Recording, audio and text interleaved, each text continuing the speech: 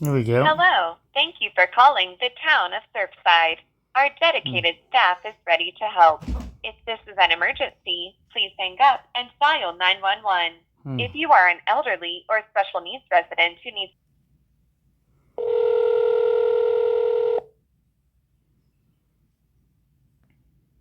Surfside Police Department.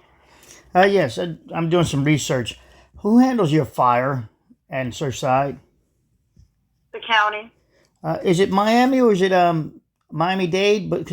Or is it Miami-Dade Police Department? So if someone was to call a fire alert, would it go to Miami-Dade or Miami-Dade Police? We'll go to the county, the Miami-Dade County. Do you need their phone number? Sure, please. Thank you. 305 Yes. 595 Yes. 6263. Thank you. Appreciate your time. Oh, Thank you. okay, perfect. Bye-bye.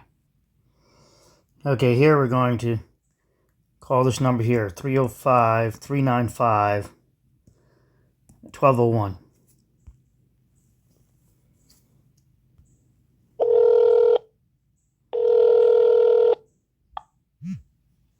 Miami-Dade County Police and Fire, 116. How may I help you? Not an emergency. I was just doing research and just wanted to make sure this is where you would call if there was a Surfside issue. Is that correct? Surfside, well, it depends. If it's a non-emergency, we would connect you directly to Surfside. If it's an emergency, then we would help you. I'm sorry, it would deal with fire rescue. Fire rescue, yeah, this is the correct number to call. All right, outstanding. Thank you. Thank you for the time. Oh, you're welcome. Bye-bye. Okay, let me put that mostly to bed. In other words, I leave open confirmation that this really took place. This phone call really took place at that location. The person did answer, as you heard how they answered. It was fire and police. Whereas at night, it was not answered. It was answered by I think just police, not police and fire. Let's go ahead and play that and come back to this. Okay, here's my video that I put out 4 months ago. This is going to deal with the sprinkler system. The same thing that that we're dealing with now, where the guy believes it's a sprinkler system that was fractured, or the wiring to it was fractured. Ultimately, the wire was fractured, but I don't think it was the wire first. He said he had two events. One event was an issue, and the second one was a fire issue. So that would be two locations then, because an event saying that you have a break, well, that would then, if there's a break in that same wire, well, then how can it now make notification that, hey, it's a sprinkler head or sprinkler water flow is going on now? Well, so the wire issue would have to be, well, this is my theoretical model. I don't know their system. The wire would have to be on a separate, it would have to be two breaks for that to be both to be true. It can't be the wire broke and on that same line, a few minutes later, you're getting water flow level. Unless, of course, the system is redundant, that the water flow indicator also is connected to the internet. And so you could get it that way. So, you know, there's the versions of it. In this video, I looked up 911 calls, and of course, Jeff owns most of all the Champlain Tower search engine. He owns that. You know, Google handed that to him. With that said, we use his 911 call. I did one of these too, but you know what? It was more fun using his video. Plus, I did a correction part of his video, and it was 4 months ago, because he gets things wrong frequently, and there's no corrections. He goes back and eats nothing. Remember, he was all for Furman. Furman was his number one girl. You know, I can't believe that Kai's talking bad about her. He's no good. Or talking bad about Papa Smurf. You know, that's what he says in other forums that I followed then. Don't follow them now. They're too much. And I know a couple of people invited me to another forum that's going on. It's too many forums. I can't keep up with them. I look when you send me a direct link, email, and tell me why, and curiosity gets the best of me. But otherwise, not following. This one again, so we're going to go with this, and now she's going to say, initially you're going to hear it without identifying who she is, but it's her. Big explosion in broken language. Now, it could be that's the way she talks, that she's not a native to the United States, that we're just assuming that because of her skin color, and we're assuming that she's a native. Meaning native, meaning originally here. Bad assumption. Or that's the way she communicates. Maybe she's bilingual, and often bilingual people, speak in broken language, if you will. Let's go ahead and let this play. So we're going to give her a pass on this, in other words, or justify why she might say, or it could be stress, big explosion. It could be stress. I've been stressed out. We all have, and this is a stressful situation. Maybe it isn't for her. Maybe she's made the conclusive file. 911, and just a big explosion. But here we go. Let's go to the part of the video that he posted. It was at 1:16, I think it was. Okay, remember. I might let it queue up. I'll let Jeff talk a second, maybe. Let's hear it, because I have to do his repair his narrative anyway. But let's go. Big explosion come at 877. Okay, this is not it. Hold on. This next one up. I'm sorry, 8777 what? So, I think she got to 877, big explosion come. And she got there. They don't have a time on that, though. No time stamp. Let's go. Okay, so right here he's conferring with the... And Jeff is referring to the lady as a he. And now we know that this is not a he's, and yet he's... They came down to the lobby to tell him to call the police. Right. Tell him to call the police. It's a woman. Yeah, we'll disregard that. It's quick. I'm sorry, what? That's the dude, right? The dude, and that's really the female security guard, and that he's referenced, I believe. Here we go. That's him, her. So that's her. 877. That's her, and I know I'm going to tell you later in this next connection of this video that I'm posting for you, where the mother says that the person couldn't get the address down. Obviously, she gets it down and very calmly gives the notification. Remember, there is no crashed building at this time. Correction. This time there's the garage down, I believe. Here we go.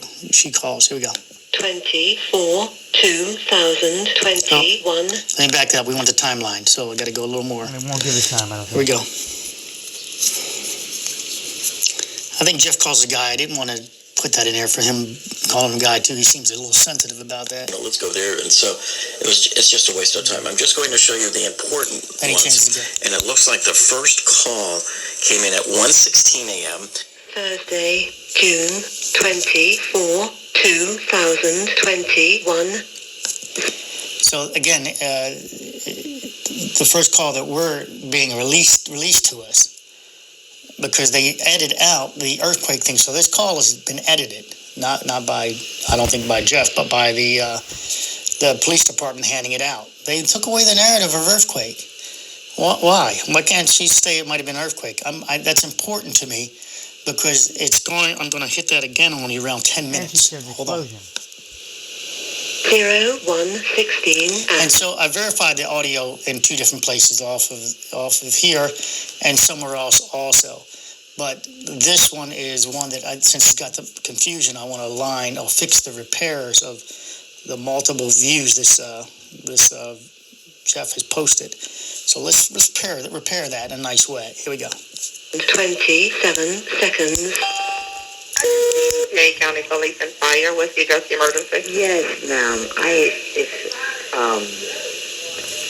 a big explosion come at 8777 at line.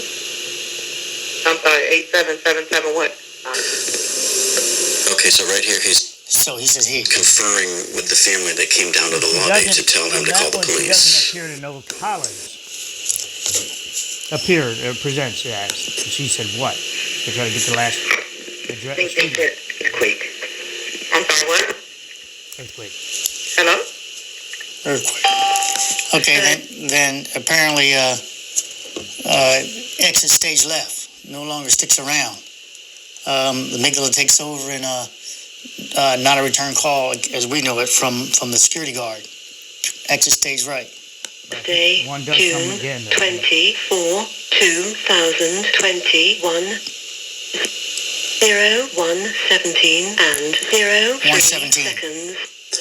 So we think this is from the family that escaped out of their unit and heard the noises and went to tell the security guard. We think this was the security guard calling 911, but it just sounded to me like... I tell you what, Jeff triggers me when he says we. He goes over to that forum, engine tips, and when he says we, instead of giving them a shout out and the credit over where his sources are, he just says we like he's French. Look, guys, he just goes over that darn engine tips and just lives over there. So if you guys want to see his sources, or for example, the last video we did with this fire thing that I'm doing, he listened to the whole video, then he put up the one image. I saw only a few minutes of it, his video, so, I guess I need a correction. I might stand corrected. I didn't watch his whole video. Somebody sent me the link, looked at it, a piece of it, and he was doing the narrative of that needed no narration. The guy was speaking and giving the exact details of it. For example, his screw-ups are him saying how the fire, telling the people, and he's telling tens of thousands of people this. Yeah, they're just interested in tools more than likely, free tools, but nevertheless, the misinformation is terrible. Google needs to sanction him for misinformation. So anyway, trigger anybody? Because he's saying the fire, there's a top floor, the fire floor, the floor above and floor below, and that's all he stated. No, the guy made it clear. The partner, the company made it clear that also the elevator goes down to the first floor, the exit floor, not the basement, the exit floor. And so now when you see that elevator, for example, lock out, you now know that you've got, probably 3 floors being notified. The fire floor or the emergency floor and floor above it and floor below it. As he stated, and Jeff tried to pretend like he was, magical and knew the laws down there. He just paraphrases the guy's same words instead of letting the guy play like I did. So he's coming off like he's this great researcher and great, all knowledgeable. That's that used car salesman. Remember, he sells used cars too, or did. He never said he doesn't sell them anymore. So that's their tactics, their way of doing it. I find it disingenuous and unfair to the people that, like in that group, Engine Tips, that bust their ass sharing stuff. Yeah, they're all over the place, and a lot of the stuff is, just chasing nothing. But nevertheless, that's his we. But never gives credit to the we. So, there's his credit for them over there, that whatever they come up with. There's your we. All right. Some of them follow me here. They share my date over there, and then someone will tell me I'm sharing. But I wish them the best over there. All but that one guy, Charlie, who takes a personal vendetta against me, and yet he's told them that I'm the one who sent him over there to show them, like I'm talking to you guys now, telling you where it is. You might go over there. Go over there, enjoy yourself. You might get, you might enjoy it. You might not enjoy it. But he has a personal vendetta. So if you see him talking bad about me, if he's even there anymore, because I made a complaint with the owner, because he's doxing again, crossing the line again, and I don't know if they shut him down or not. But nevertheless, the owners, my attorney wrote them a letter saying, cease and desist, or we're going to proceed, and you'll have to reveal who this Charlie is so we can proceed against him also. So if you guys see him over there and you see him doxing me or anything else, he's a computer person that says, let me know, and I will proceed. All right, let me get back to the content. Okay, this is now from the alarm monitoring company. So let's hear the contact information here, how the person states police, and not what we just heard the lady state fire and police. 24, 2021, 0116 and seconds. Okay, here's the next phone call. I just realized I didn't have the record button on. Let's go for it. And we'll fix up one more. After the previous call came into 911, and this is from one of those alarm monitoring companies. Now this is good. The alarm monitoring companies. Now listen. Thursday, June. Why this is important again is because it's going to say 911 police. Listen. 24, 24, 2021, 01:16 and 39 seconds. Miami-Dade Police. Miami-Dade Police. That's what the person stated.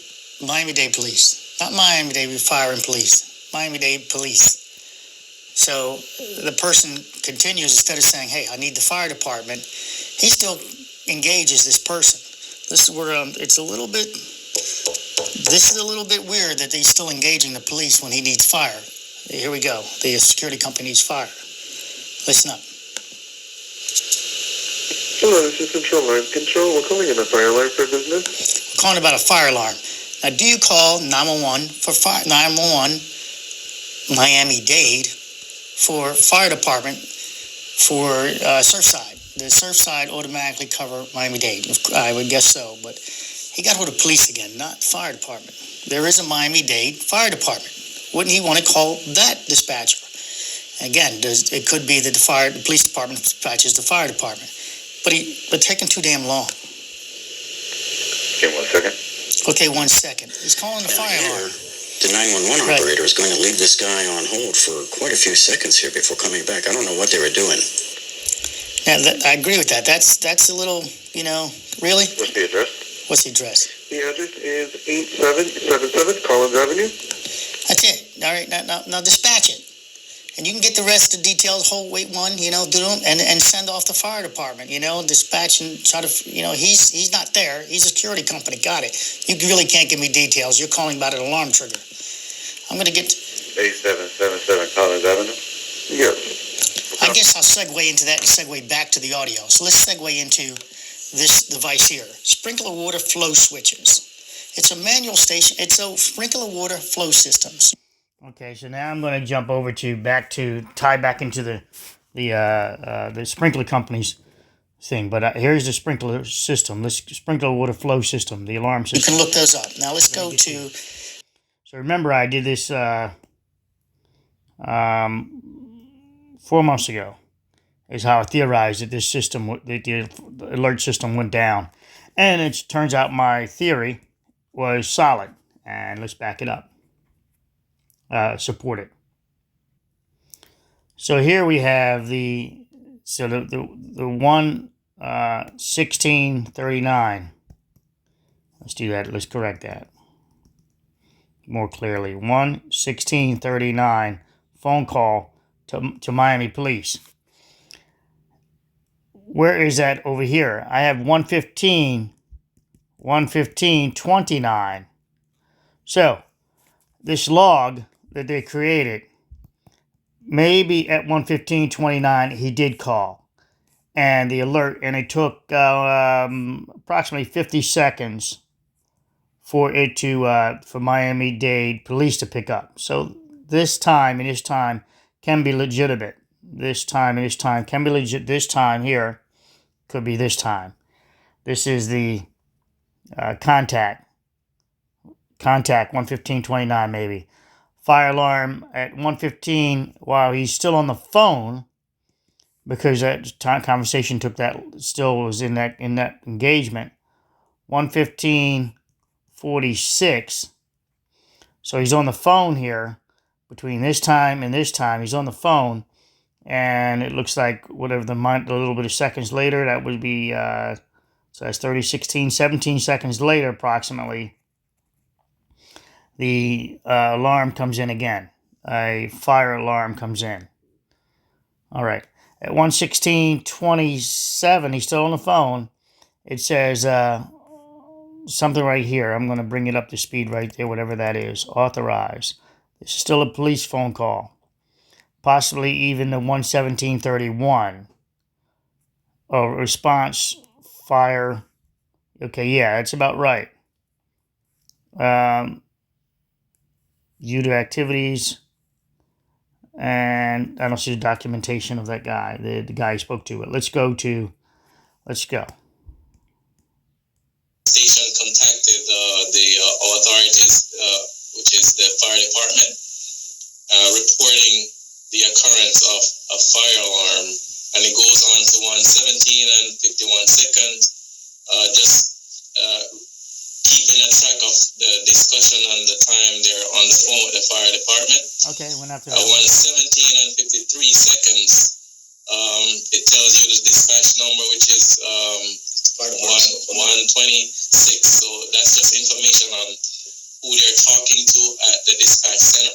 Okay, so that. And at 117:55, it tells that they contacted Premier Fire, which is a protocol that they follow. After they speak with the fire department, they contact the key holder, which is a contractor. And at 119 and 31 seconds, they give the comment. No, I'm sorry. Let me rephrase the premise that I misspoke. On 117. So, Premier. So it looks like they're staying. This department is sticking with it's a fire. They call it Fire Premier or whatever. That might be the people that service their systems to go out there and probably reset it or do what they got to do, or be at the location to reset it, to shut it down. The pumping system, more than likely, to service it, set it down, and put it back operational again, and or make sure it's not a false alarm. Service it no matter what, I believe, is what this other company intent is. I may need to stand corrected on that, but let's go on.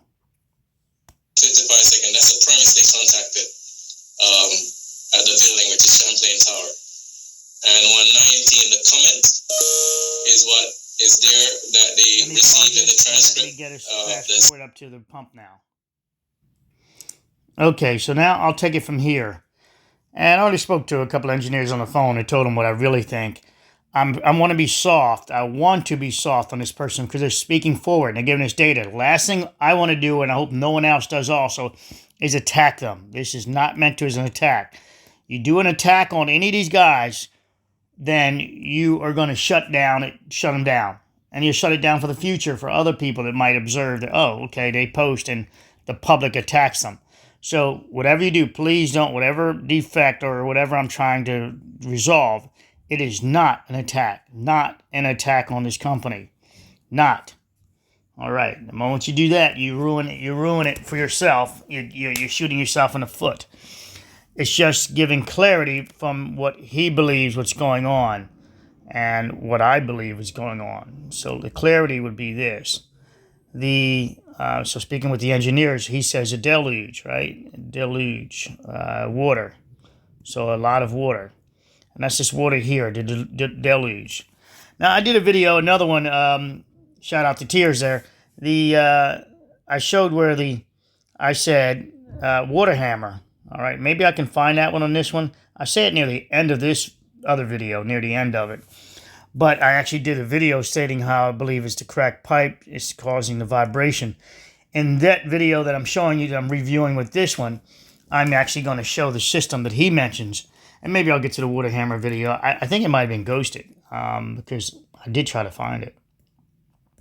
Let's let this play and do the narration. Am I recording? Yes. Okay. I'm going to clarify direction of flow with this, I think.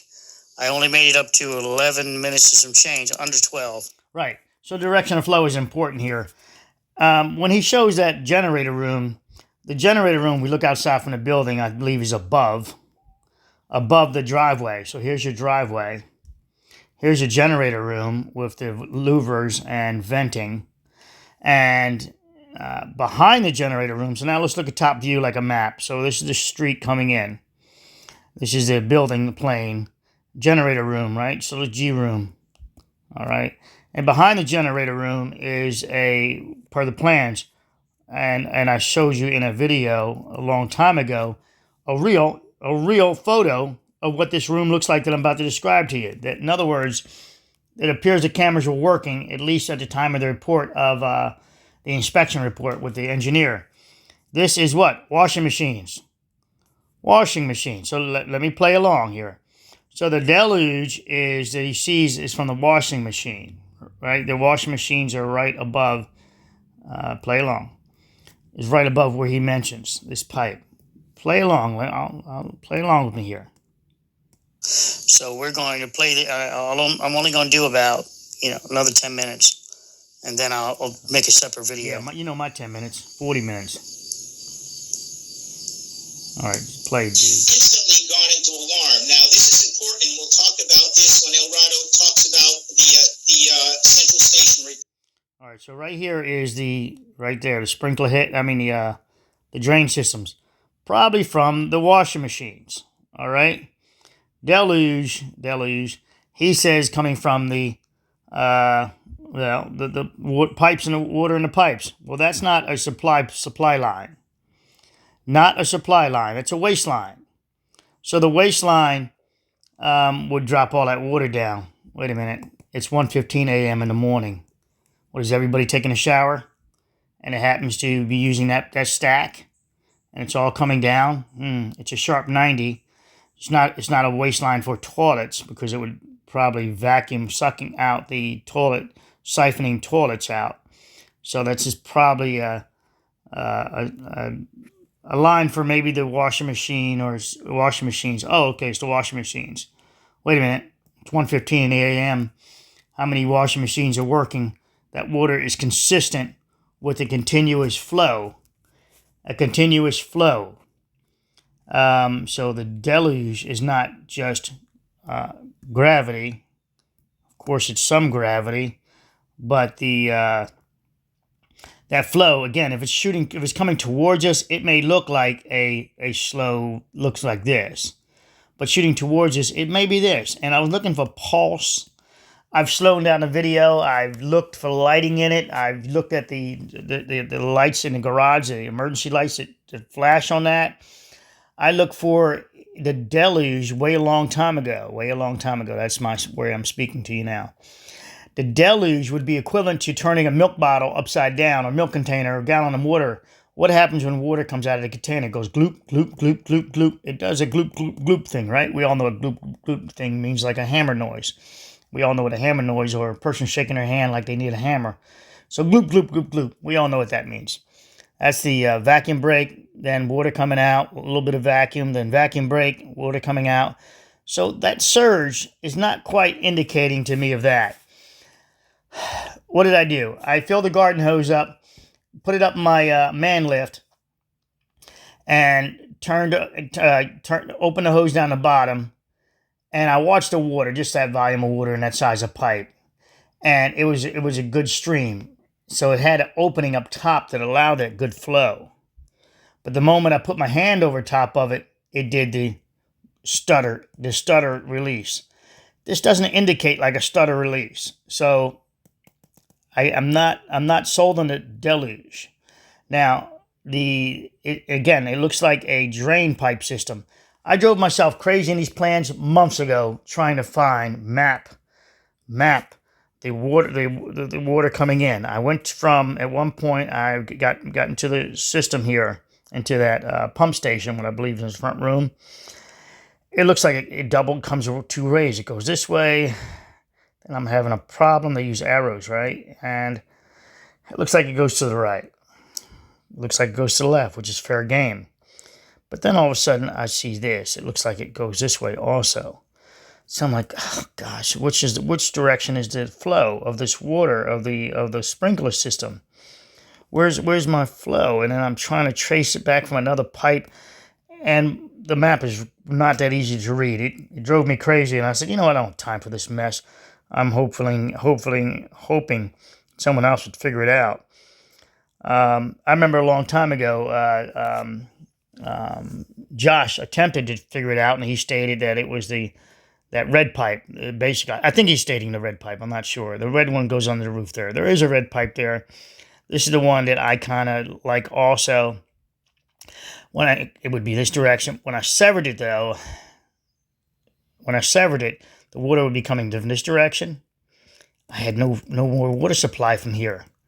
No more water supply. Yes, the water is maybe holding water in the pipes, but they're significantly level, and so that would give us that dripping effect coming out of the pipe hole.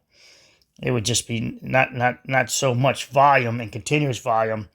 I didn't have it there. I'm like, water's not, just because you open this up doesn't mean it's just going to do anything besides this.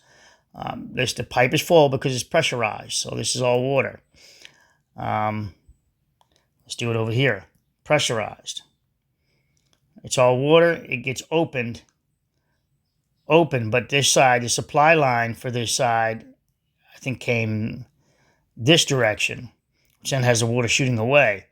nevertheless, if you do this one way or another, you have one side that's pressurized still, and one side that's not. I'm going PSI over here, and if this is not, this side, and the pipe breaks, fractures, it's just going to lower its water level, and you're going to see it change. It's going to lower its stream is going to become thinner. The stream will become, here's the pipe. So one side's pressurized, PSI, and one side would not be. And again, the stream would be tapered off. That would be just draining the pipe. This side, or this side, whichever one it was, would be shooting. So we look at the deluge. If it was this, looking at the pipe this way, if this side fractured here, just broke because of what? Elongation. So one pad, there's the pipe, and let's fracture this pipe. We get elongation. A pipe fractures at a coupling. At a coupling here, not at the pipe itself. The coupling fractures because of the pipe, the deck sagging. It fractures it, and that actually would put the pipe in that capacity, wouldn't it? So now it's a new elevation. Here's the other part of the pipe. So it's only this little bit of water that would come out, and then you find the Y. Anyway, so back to this one, we still would have pressure on the other side and shooting out. If it was this one in the deck sag, and this is the PSI side, the pressure side, well, it would be shooting up and then coming out. Shooting up and coming out. So, in other words, it's so many ways to get this water to be pressurized on the fracture. Deck fracturing, breaking a coupling. There's so many ways to get this deluge as he sees it as only the drain. I know he says it's the pool. Someone in the comments there told me that maybe he meant pool deck. I'm like, you know what? I like his thinking, or her thinking. I forget who it is. I like your thinking on that. Maybe I can give him a pass on that and say pool deck. He does say it twice, though. Not once, twice on the pool deck. All right. So maybe he meant pool deck drain. All right. That's a lot of water volume. Maybe they do turn on the sprinkler systems and at nighttime, and when it fractured, maybe it's a sprinkler head, that made its way by the planter box. I don't know what volume of water is in that sprinkler head.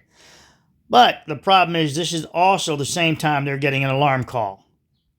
An alarm call. So post hoc, ad hoc, I'm adding them together. This is related to his alarm call. So this I'm not saying is just a deluge of water. Here is a sprinkler head, but that's offset from the centered line of the garage. I know it's photography. They can throw it off, but I don't think it's throwing it off that much. So I think we're back to this pipe here, the one that runs down the center of the garage, transitions, and we're getting a break. And you can put the PSI on either side of this. And shooting away might look like that. Shooting towards us might look like that. Shooting on an angle might look like that. The water deluge. Now, remember, this PSI, to determine that, you've got to track the damn water pipe system from the pump. I believe the pump kicked in, and it only went to the break. Trying to keep the system pressurized. It noticed a reduced PSI. He can probably my man there can confirm it more. A reduction in pressure instantly would probably set this pump system off and have it activated. Reduction in pressure would be a broken pipe or a sprinkler heated sensor, if you will, going off and allowing water to come out. It says, oh, water is escaping here. We got a low PSI. Let's go ahead and fire up the pump and get this water flowing here to this location. At that point, he states, at one point they state fire floor, upper and lower floors are identified or are notified with alarm events, and elevator goes to floor.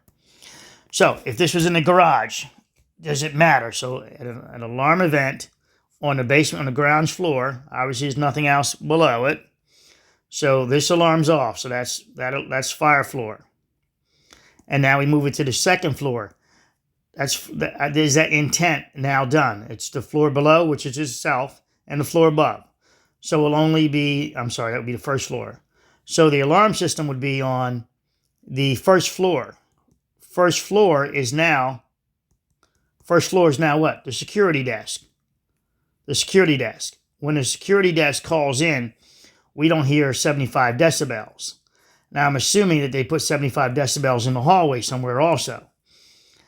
They said at pillow, though, right? The locations at the pillow head, where you rest your head. So 75 is there. It's also in the hallway. We don't hear that in the background. So this fire alert, first floor, garage, and then first floor, we think we would hear it when the security guard calls in, considering that she's at the building, internal to the building, inside the building when she makes the phone call. I do not know that. Although I hear a regular phone hang up. A regular phone, not like a cell phone. I hear a click, like old school hang up phone. All right, and the operators at 911 use the little buttons to engage and disengage, so you're not going to hear the old school thing. Unless by chance, psychologically, they put that in the button where it looks like you're hanging up. They do this weird stuff now, you know. They got the fake keypad typing as you're talking to them. So this is one floor, so that only the first floor would be notified here. The basement would be notified. We saw in this video here, we see flashing lights. So the system is working. Flashing lights are in this garage. Let me continue the content. So, because I'm stacking up and I'm not giving you supporting data in this video. Flashing lights. A security guard with no alarm system in the background. 75 decibels. And not, I believe, not the supply line, but a drain line. And it's not that much water inside that pipe just sitting there. Everyone's not taking a shower at 1:15, or that corner says everyone should get out the building, or at least be looking out their porches. Let's go from there.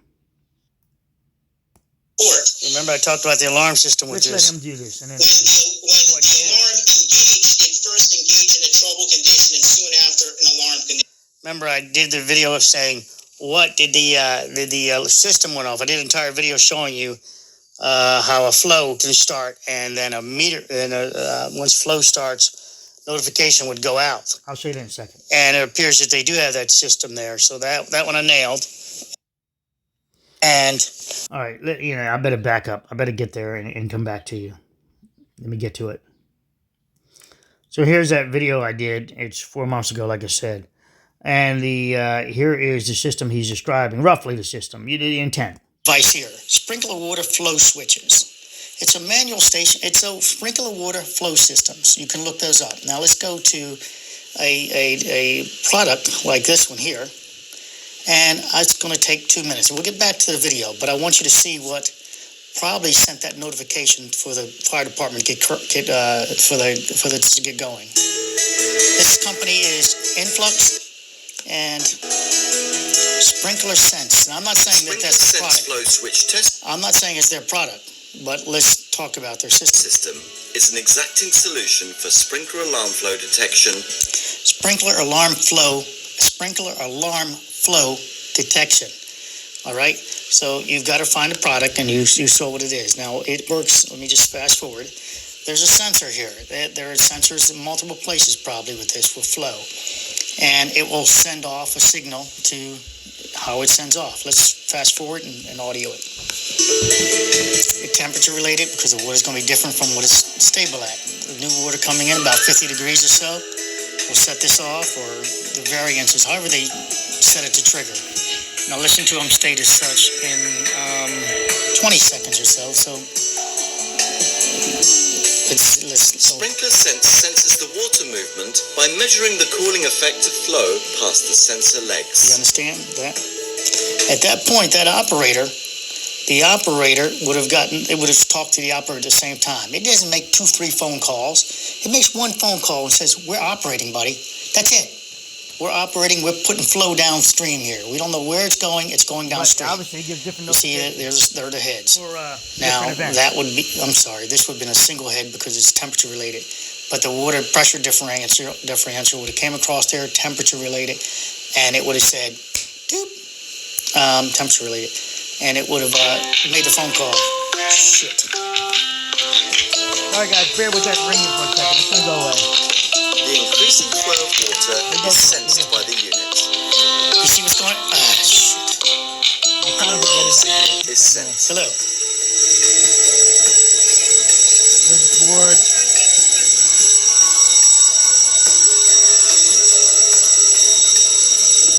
So there's your flow taking place. But you see the way that this sprinkler head is not just going to do this, solid. So that's why the break in the pipe is theorized with me, with the deck deflection, falling down, breaking the pipe there. I don't have to go looking for a different source, although I should consider it, like the pipe going up from above. There is no reason to do that because, well, there is a reason to do debunking, but to debunk myself to see if I can find another source. But I believe that source of the deluge is the deck fracture, the broken deck. Broke the pipe, thereupon approximately right where Josh also believes it is. I would love to take a victory lap and put it further in to where this security company wants to put it. Because I did a video on that showing that, you know, maybe it's further in the breaking of the slab. But that doesn't get me my water where it is, sort of center line of the garage. When you look at the sprinkler system, system layout of the walkthrough video, your choices are limited where you're going to pick on your water supply. Yes, it goes down the driveway, the parking spaces over here and here. It goes this way also, and this is where it is. So you can have these breaking and that water deluge coming from one of this sides and not the one that myself or Josh thinks it is, which is a confirmation on my part. It's this one and this one. I think he did that video first on this one. I don't know if I did that content first. I saw his afterwards. I liked his position. Let's go. Okay, so do you see that? Alarm system was sent. It says alarms, it is sent. Let's go back there to that again. Sorry. The flow of water is sensed by the unit. Listen. Oh, An alarm signal is sent. An alarm signal sent. Okay, that's it. So now we go back to the audio, and all right. So that's that. You guys can look at this video if you want to get the full deal of that one. But let me go back to the other video. So now you see the way the system presents as, roughly. So now in this one, we now listen to him do right behind each other within seconds. Watch this. So he's going. So I know for a fact it wasn't a sprinkler that activated the alarm system. No. In my beliefs, I think it was a catastrophic failure with our conduit system and the tonnage of all that concrete, because it came in as a trouble first and with. So just so you know, he says, I know as a fact, and then he says, I believe. There's two different things. It's what he believes strongly. And here we go. In 27 seconds, it went into alarm mode. So that's what I stated, is that we have a pipe that broke in the basement. We had some pipe that broke. Remember the water hammer? He got his notification. Within seconds, they started saying, hey, we got an alarm. So water hammer, guys, remember if you can remember that video I did, and hopefully again I'll find it. The pipe breaks, and then you're going to get this surging, this larger than normal surging of water, not just a sprinkler head, and that creates a knocking, a banging, since now it's freed up, fractured, no longer it's in its brackets, and that could be her knock, knock, knock. Let's go. Near's knock, knock, knock. System there. That's what I think he's going to run at. Let's let it go. Getting back to the yellow icons, if you notice, there's a lot of drainage up there, and above that is the swimming pool. Remember, so getting back to that video of the deluge of water, I can tell you for a fact it wasn't. Above that's not the swimming pool, guys. Just so you know, this is not the swimming pool above this. We're inside the building also. So I don't know why he said that. Let's back that up. Yeah, well, so it's not a. Okay, so getting back to that sprinkler head in that video, it's impossible for that sprinkler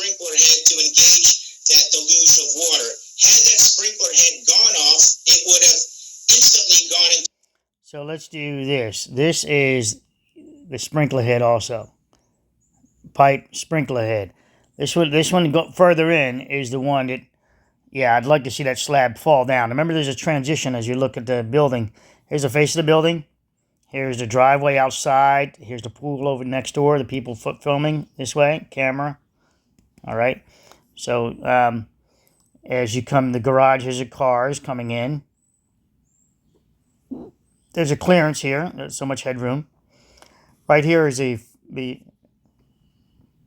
believe this is the room for the utility room.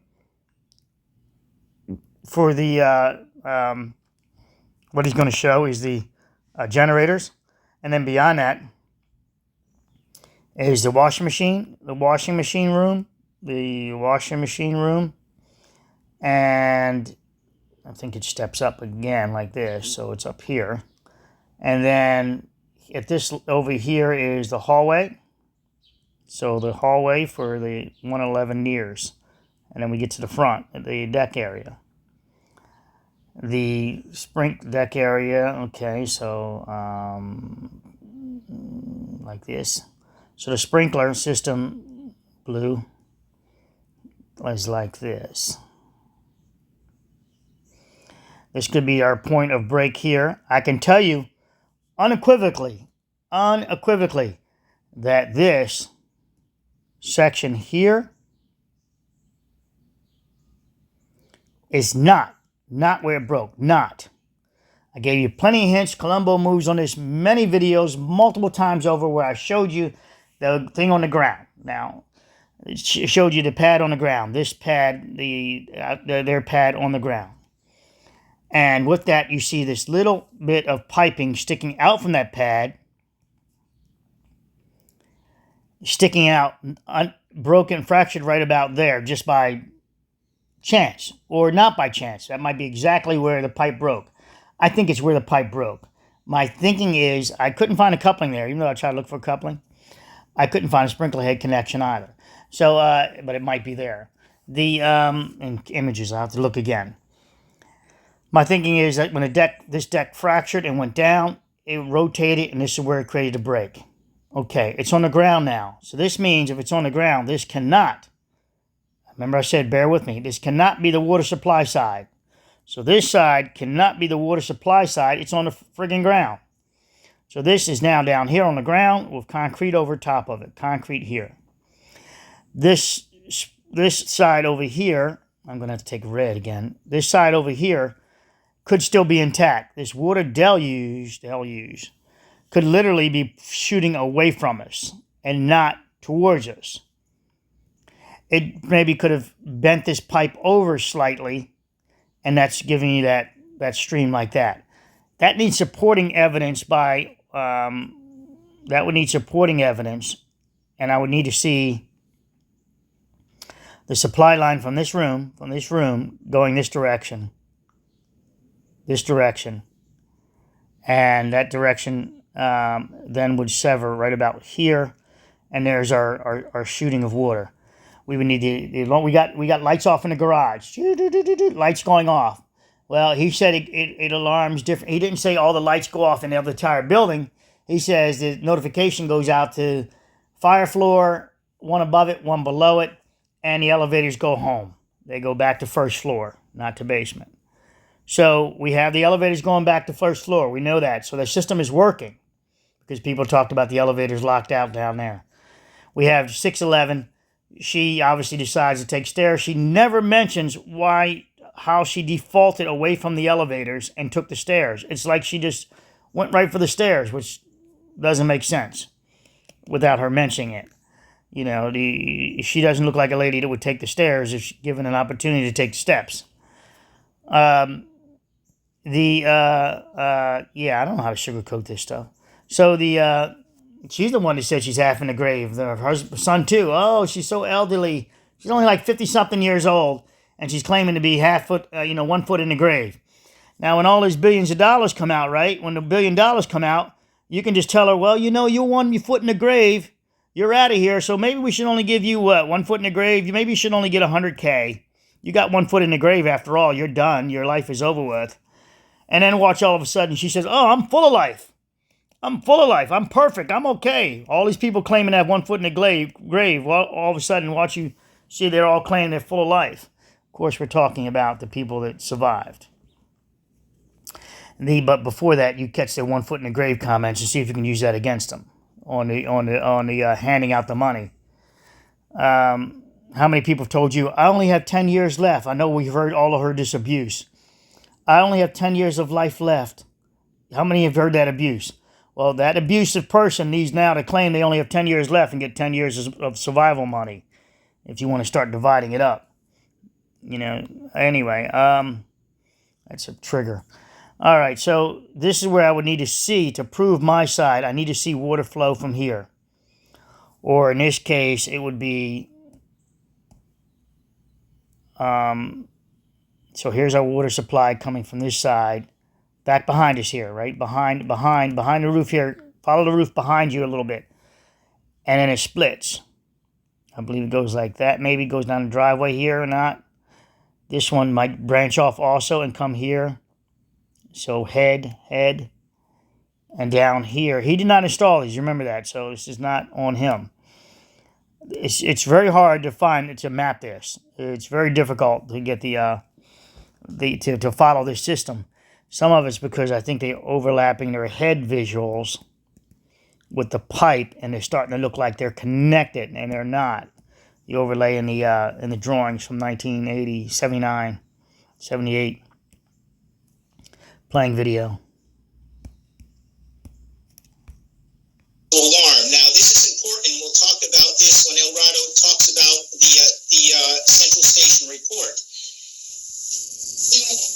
When the alarm engaged, it first engaged in a trouble condition and soon after an alarm condition. So I know for a fact it wasn't a sprinkler that activated the alarm system.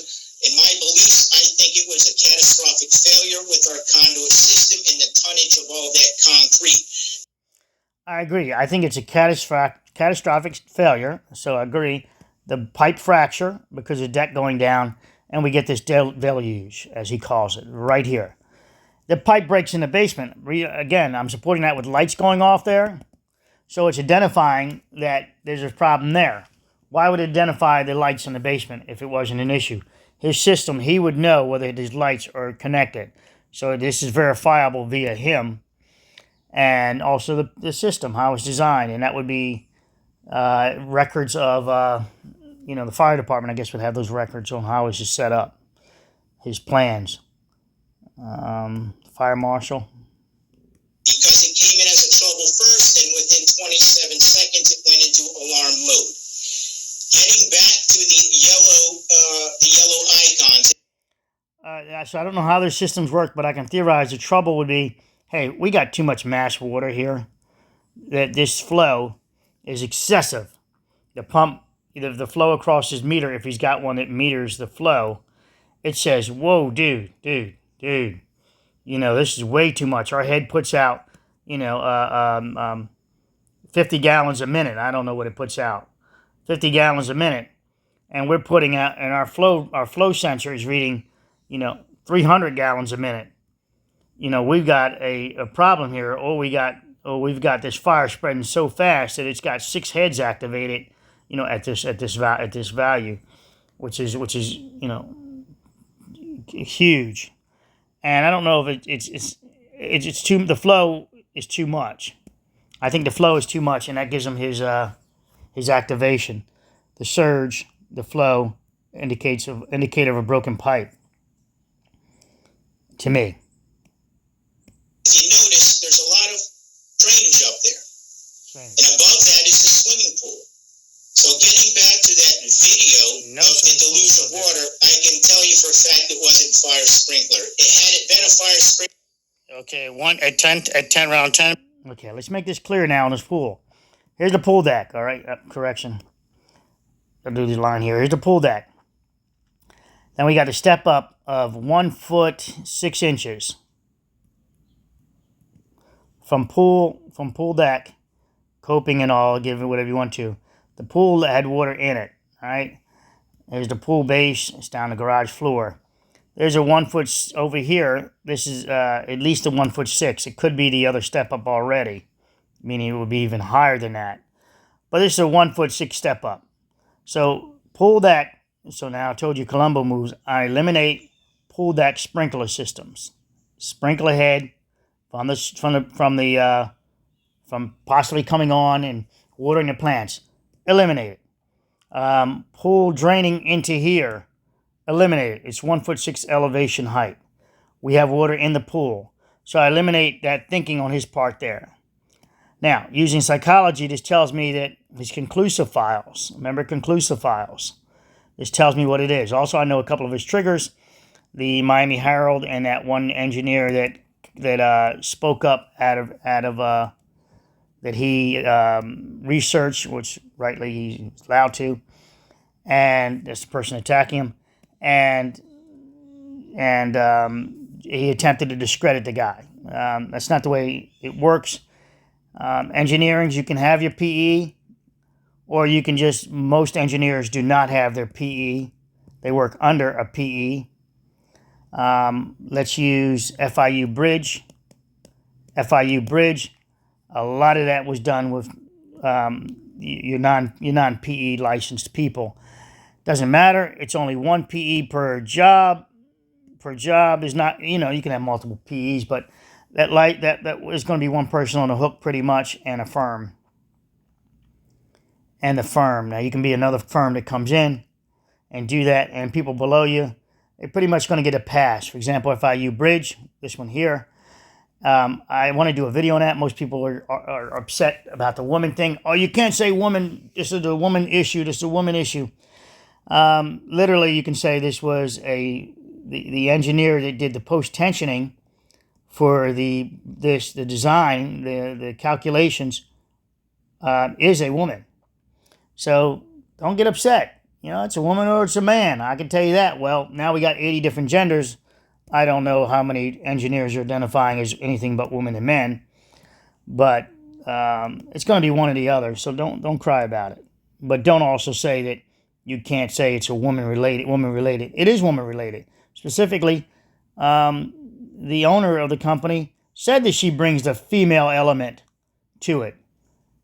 She brought the female part up, and now people don't want to say it's off limits to say female engineering.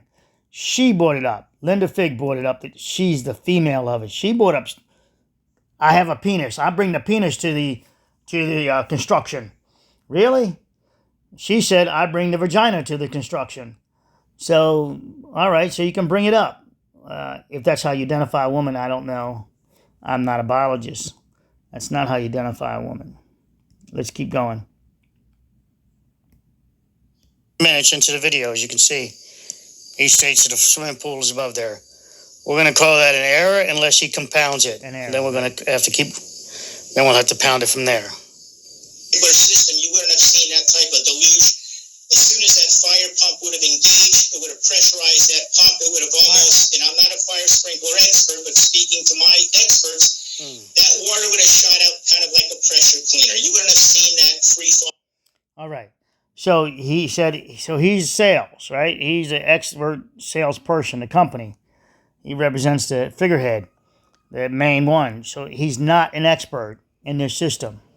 So he's already, no offense, disqualified himself to speak on this system.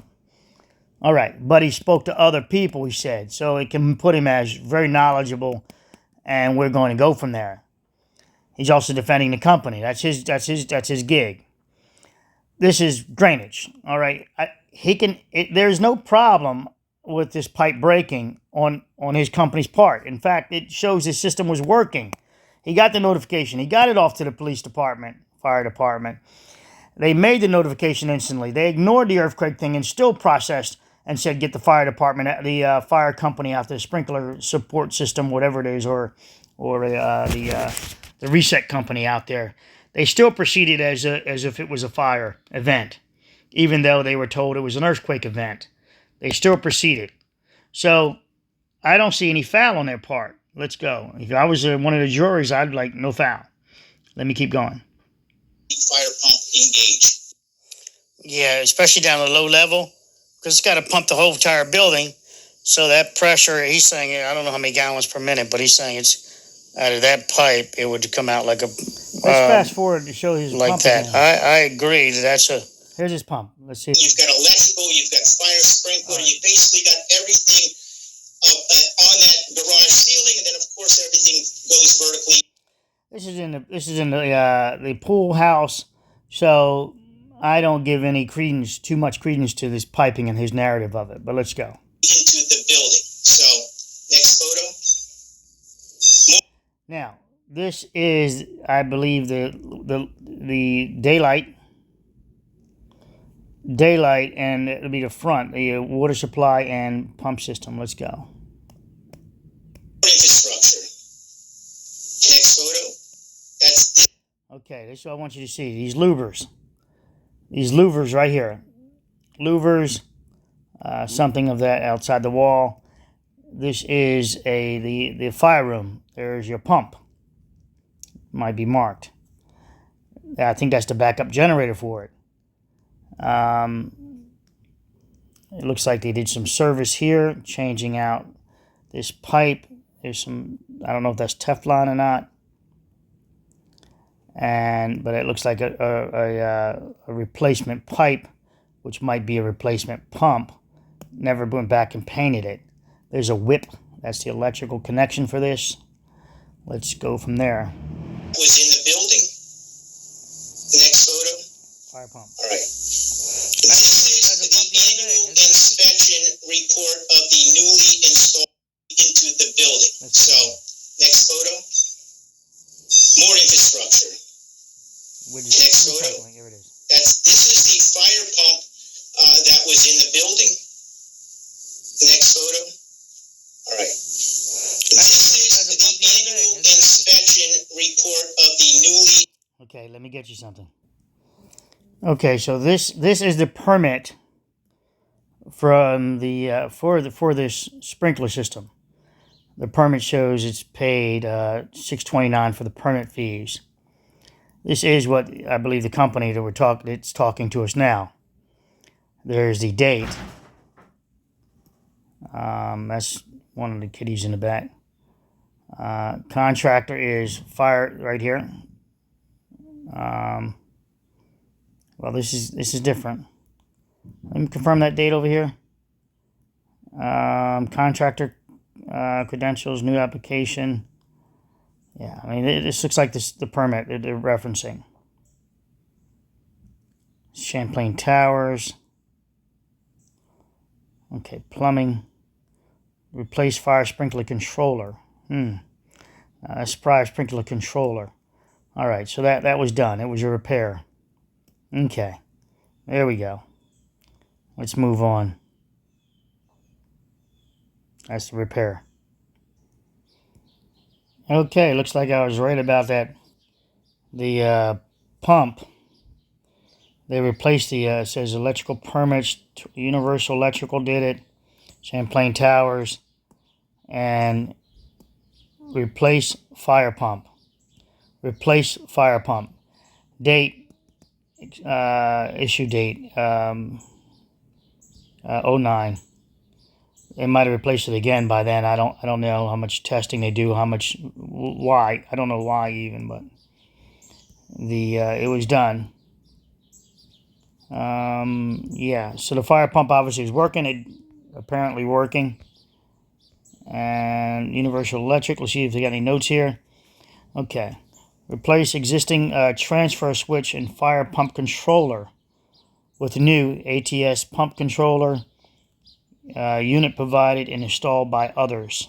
Unit provided and installed by others. He's the electrician doing the connections. That's that whip. Maybe that's that whip we saw. So, see what else? Any other notes?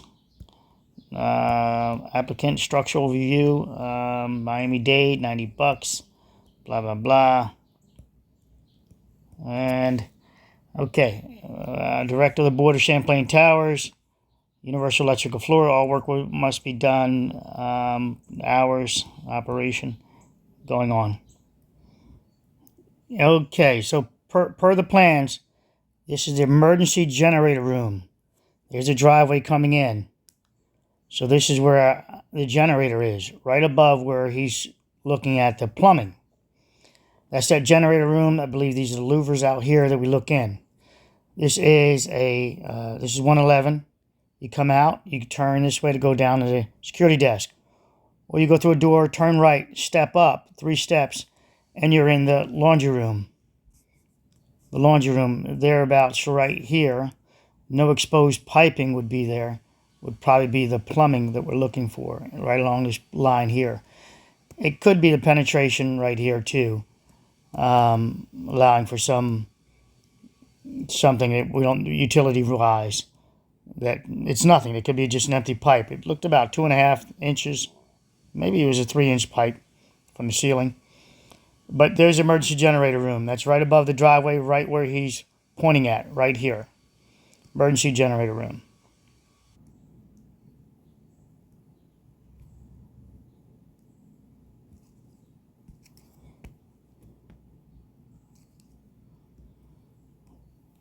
You be the judge what that is. So once you see this again, this is a generator room, right? Laundry room. Hallway.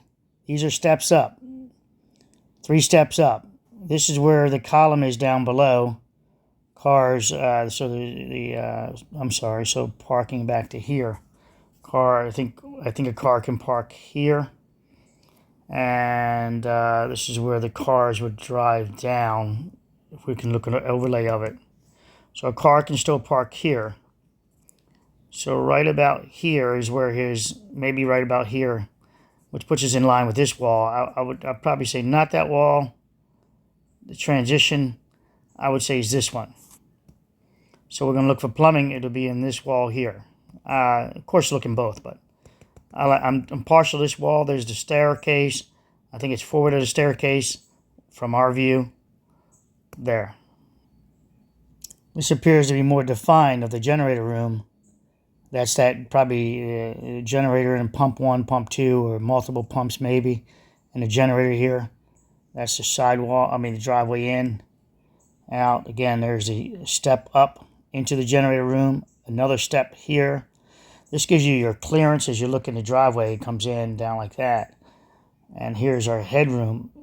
Instead of looking like that, it profiles like, it would be like that. Step up. 2 down. This might be a step up. So step up. We're going the wrong direction then.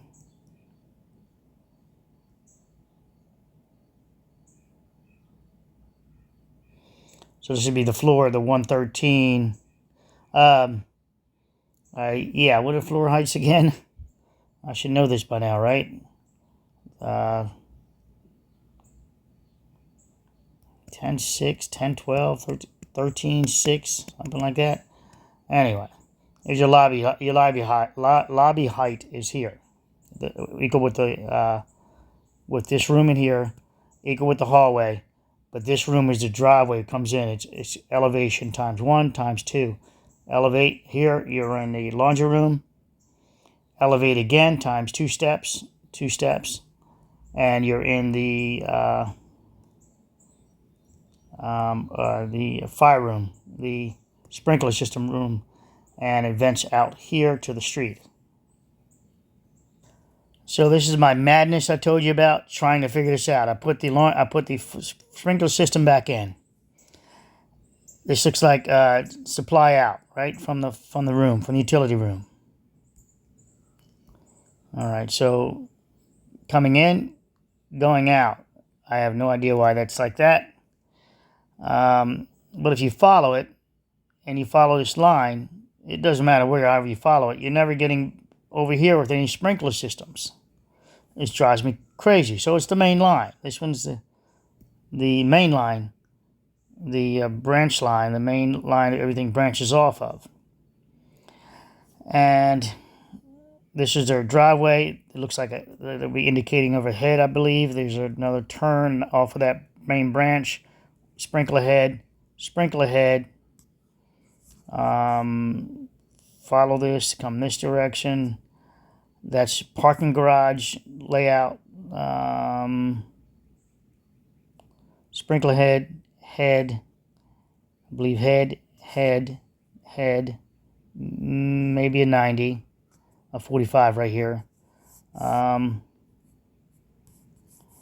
And then these guys here on this side here, I tracked kind of. It's that bad. It's that bad trying to track this system. This is the. I mean, look at this line here. Where's it connecting to the utility room? I only come in the utility room apparently right here, maybe right there, the fire hit coming in, supply line in from the street, going out from the pump. I only start tracking this way. When I start tracking this way and I try to loop it and go from it, I run into dead ends. You know, I've changed colors on this. I've changed colors on it. So let's clear it again.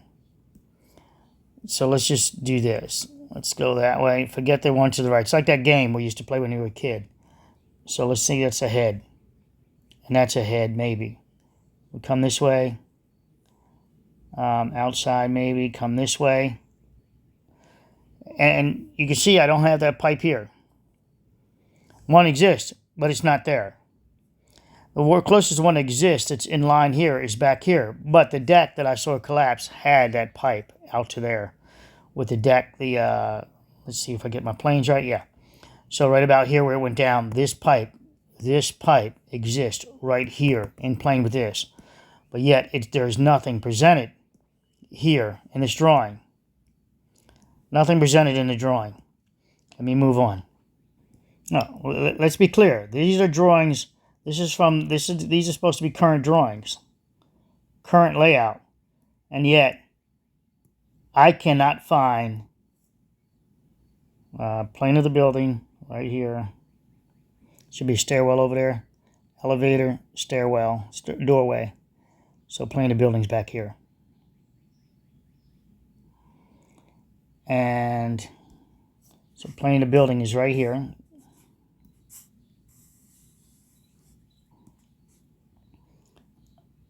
I can't find that transition in line here. Now over here it looks like a transition. Shifted over to the left, but not center line. And it looks more center line when you look at the garage walkthrough. It doesn't look like it's over here. If you put it over there, part of the drawings, you get closer to where he shows a head over here, and I think it turns and gets another sprinkler head there. It gets closer there. Or you're way out in the garage now, and you got a head here. Now you've got your head, and you got a connection. Oops, that's parking garage. This is a parking spot. Sorry, let me point. These are parking spots. They're quite confusing to me sometimes. Their head is here. Actually, the head would be at the end. The terminations. That's a turn, and well, it looks like supply, right? So head. Looks like a connection. This looks like a head. Head, a sprinkler head. And this little branch here, without indicating it, it's a head. Dead end. Not sure what the dead end is doing there. Oh no, that's parking spot again. So head. See, I keep getting these things, these dots. Maybe a head. Branch off. Head. All this can be confirmed by looking. Branch off. Head. Right here. All right. So I don't notice any in the fire room itself. This is the garage area though. And again, in the garage area, I don't see that. Now here's a pool equipment right here. So maybe that's your water supply coming in. And it's double dipping for the...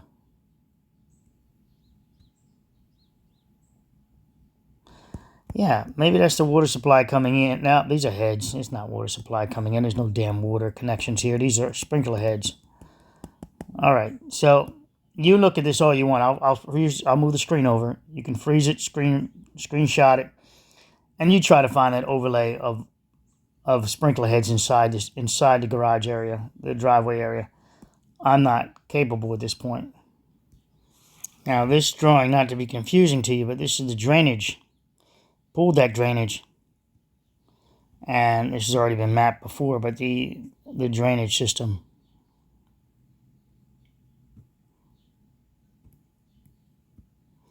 So here's your main line right down here.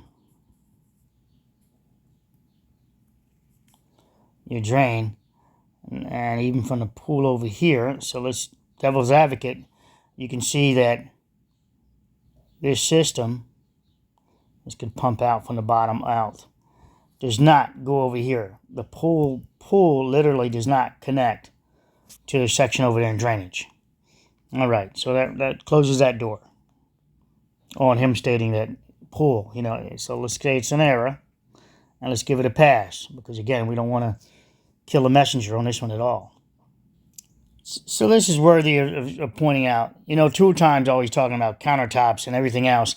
Look, you couldn't pull a permit for a vanity top. I mean, you couldn't do a vanity top without a permit. Tile, kitchen counters, all the stuff that Tool Time is so excited about. You couldn't do anything in there without a permit. Laminated floors. So it was all done with approval. When I say all, maybe someone did a room or two, but this thing and generally everything was pretty copacetic with what they kept track of. There's 302, 303. So to go down the line of the granite countertops knock down a building, which Tool Time puts on there, or a tile in a bathroom, is just it's a used car salesman stuff he's doing. So just want to address that because, again, Google has decided to make him the primary speaker for this structure by pushing him up. So yes, that makes him fair game, and he takes it all personally because he, used car salesmen do. You can't call him out. So this is a structural improvement, if you will. The following engineering steel beam assembly drawings for the temporary shoring of the cooling tower. So this did have this is could be part of an issue. That's cooling tower and chiller. That was done in 2003. This this has its own little door opening.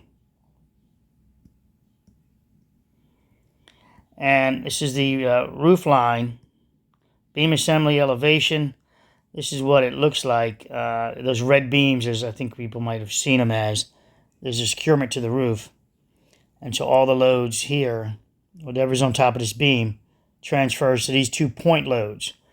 Remember how we get the roof already gone first. Well, we got some major point loads. We'd like to see how that transfers down to the structure. How did it transfer to the structure? And when the building took its rattle, did these points then break free, puncturing through the roof, as everyone likes to say, punching shear through the roof, starting that first upper floor rotations. I think it's 2 floor rotations. How was this connected? How was the load path transferred? And that brings us to the concrete repairs to the chiller support structure. Is this stating this is repairs? Is $48,000? Good money back then. Is this stating that the supports under this chiller, this concrete decking here, was repaired? How was it? Was it a drop panel reinforcement? What's going on here? Is this not load bearing directly down a wall system or a column system? There is no wall system over there. This is all floor panels like this, clearing out. So let's call these columns, and let's do the steel above it, columns. All right, and then the pads are in between. Okay, let's do that again. A little wider there. All right. So the pads are in, but this is the pad, your living space, and they call it a two-way slab, right? Two directions. I don't believe that's true in all this application here. And now they load that steel, those beams. They put them here and here, the supports, and then load. Let's put a beam across the top. So I'm taking liberty to let you see it multiple directions. Now this loads into the pad. This is connected into the pad.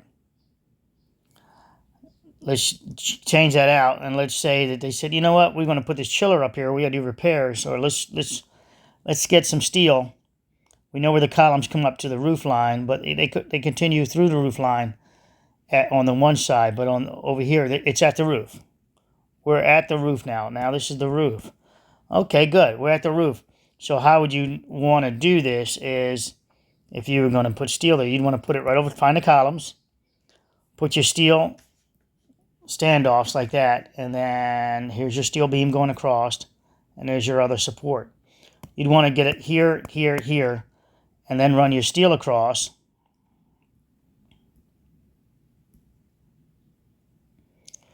Run your steel across, and then your steel across here. And put your chiller on top. Now you're getting one-to-one compression right down to, well, some deflection of your beam if you're getting any, but nevertheless it still transfers with these standoffs. Even if it deflects, it's not touching the roof. Roof's down here. You're getting your but you don't want the anchorage. Remember the torque action. So if you anchor here and you get too much deflection, you start rip out. So rip out here. So the supports would go here to here, or it could go the other way too. You know, this way, and the beam's going across here. So.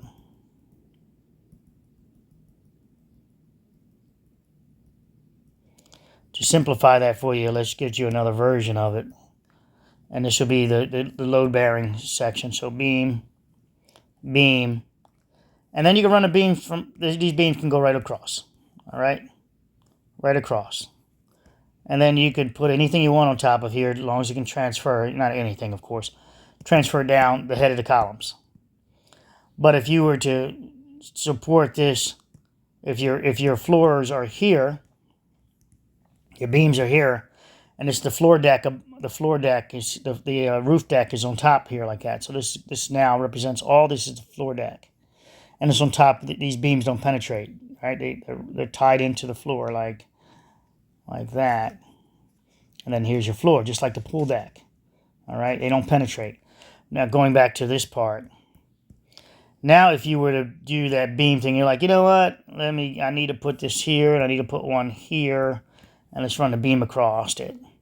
Now you're stressing the field, the tributary area or the critical shear area, but you're not going directly down the column heads. This is what I've been holding out forever to talk to you about this one. But I'm just throwing this in a big, long video, and you guys can really eat it up. So, this states clearly that this is a temporary shoring of the cooling tower, some steel support assembly, while they do this, and that would be, I don't know how they're doing that, like a overhead type system, or are they supporting under the floors, which are living spaces, which I don't think so. So they state here, rather than installing post shores 3 floors down in expensive apartments, we came up with this ingenious idea. All right, so obviously I read this far. So when I shall share with you guys as I read, and how fast my brain thinks. And so you saw that I read this, and then I quickly thought of this, and then I thought of the floors. Well, same thing they stated. So I'm tracking correctly. Yeah, tracking meaning it's my very meaning. We're on the same track, same train of thought. Once the concrete beam was replaced, the steel beam has no structural value in supporting the cooling tower, and it is carrying no load. Dead load was carrying no load, so they remove it. Then the linear load's on top of it. Hopefully this information is sufficient. Let's see what it looks like. Again, this is the temporary, and this seems weird to me. It doesn't have that the elevation I was looking for. Again, this is, I don't see the overlay on the structure yet below. I'm looking for it. Project requires special inspector. You know what that means? The engineer certifies it, or the architect. 03, they were still doing it. Approved from disapproved. So now we get to the repairs now in this document. This document's 120 pages approximately. This is the spalling concrete they're going to address. That they're part of their dressing thing. This is a huge document, and the repairs are, some of them are structural. This is the bottom of I think they refer to them as BMAs. Right here, huge bottom steel exposed and addressed. There's a lot of deterioration. This is 2003. There's a lot of spalling concrete for some reason. This is top steel. I don't know. Slab or wall partition depth. It's a full depth repair here. All this is major. The roof was always a concern for anyone that might want to look at this collapse, going, why the building rattle, and why do we get the failure from the roof? After we see failure from maybe KLM, M, or N area. Why did this roof rotate over? Why did the roof rotate over at the top floor there? Well, there's a lot of repairs over there, a lot of loading should be looked into. They're significant. Pausing. Here's your beam details. They were significant that they had to do all these repairs. I'm not saying all this is repair. I'm just showing you a typical detail. And what they're showing is that the anchorage, the development length. So development length. I helped an engineer yesterday understand it. Think of this. I tell you to hang a painting on the wall. The studs are here, and the studs are, say, 3.5 inches thick. And here's your painting, and your painting is 100 pounds. And your painting depth here, this is 2 inches, the thickness of the frame. And it's a sturdy frame. And I give you 2 1/4 inch screw. And I tell you to secure it to the stud. The stud is exposed, or it's got drywall on it. I could care less how you look at it. You tell me, look, I'm only going to get into there. Well, let's say you go in here 1/4 inch. So say it's a 1/2 inch here, and I give you 2 3/4 inch screw. Well, 1/2 inch is for the drywall. So now you're left at 2 1/4 total length. This is 2 inches. So you minus that. Now you got 1/4 inch penetration into the wood. And the tip of this thing is tipped, it's not much. Your development length is 1/4 inch into here. It's a 3.5 inch stud. You'd like to maximize your development length. So if you're only going 1/4 inch, you got 3.25 inches that you can go. Be careful, you don't want to penetrate the backside. But you can develop, the strength is here. The strength in the screw, not quite at the tip, it would be here. So your screw, you would discount that little point there, and you want to go with the shank here. So maybe you would specify a 3.5 inches on the screw and get maybe a 1/4 inch external penetration from this. If it's drywall over there, no harm, no foul. If it's clear space, no harm, no foul. Your greatest development length would be about 3.5 inch screw through there. Now, of course, your anchorage, it being a small screw, if I told you, hey, I want you to use this little 1 millimeter screw, you're like, wow, okay. Now, I'll give you versus 1 millimeter, a 10 millimeter screw, the thickness of it, the shank. You now see you're going to get a lot more securement, more surface area with a 10 millimeter diameter screw than a 1 millimeter diameter screw. So that's how how development length matters. Over here, this is your development length. It would be this one and the lower one here. Getting your development length. This creates that critical shear zone again, where this is more rigid, this section, than these two sections. Then this span in here would be more like tributary. All right, and this would be critical zones.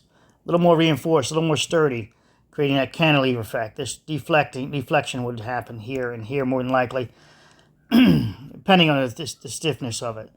Now, the stirrups around here would be closer. They have these stirrups equally spaced. They would be closer in here. And out here near the middle, the quarter range, so one quarter, about the half here, you can space them out differently depending on the structure, what you're designing. Minimum bed emplacement, minimum development length, 8 inches. It states there. So there's your screw right there, your 8 inches. Noteworthy number, I can't read that. Is that 1? Nothing. Hook bars doweled into existing column. Okay. So this right here, that shape. They are going to dowel it. They're going to drill. They're going to make this piece of steel here. They're going to drop it down in here, doweling it. They're going to epoxy inject it or whatever they did back then. These are hoops, 8 inch on center. Okay. These hoops are your stirrups. Same difference. No, they're not the same difference. I don't know if they really mean this. Okay. All right. Stirrups will go will be one, might look like that. 90, like that. It's a 90-degree turn here. Stirrups can have a 135-degree also. There. They don't specify 135. They don't specify 90. So I got to think back for them. This might be their hoops. I don't think it is. I hope not. Let's see if we can find it. Noteworthy, back then they were doing the calculations like this: 30 diameters, 30 times bar diameter.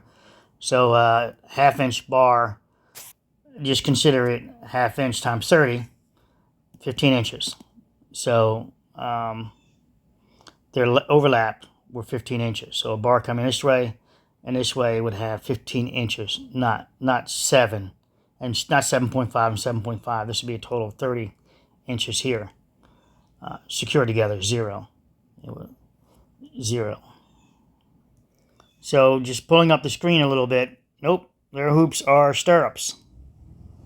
They're not that. They're not this. They are what they show here. And this says, this has like a ring around it, like, like that. That's not done. It would be like it would be 135. So I don't know what this is, and now these, it would only be one of them. So this is there would only be one, not 2.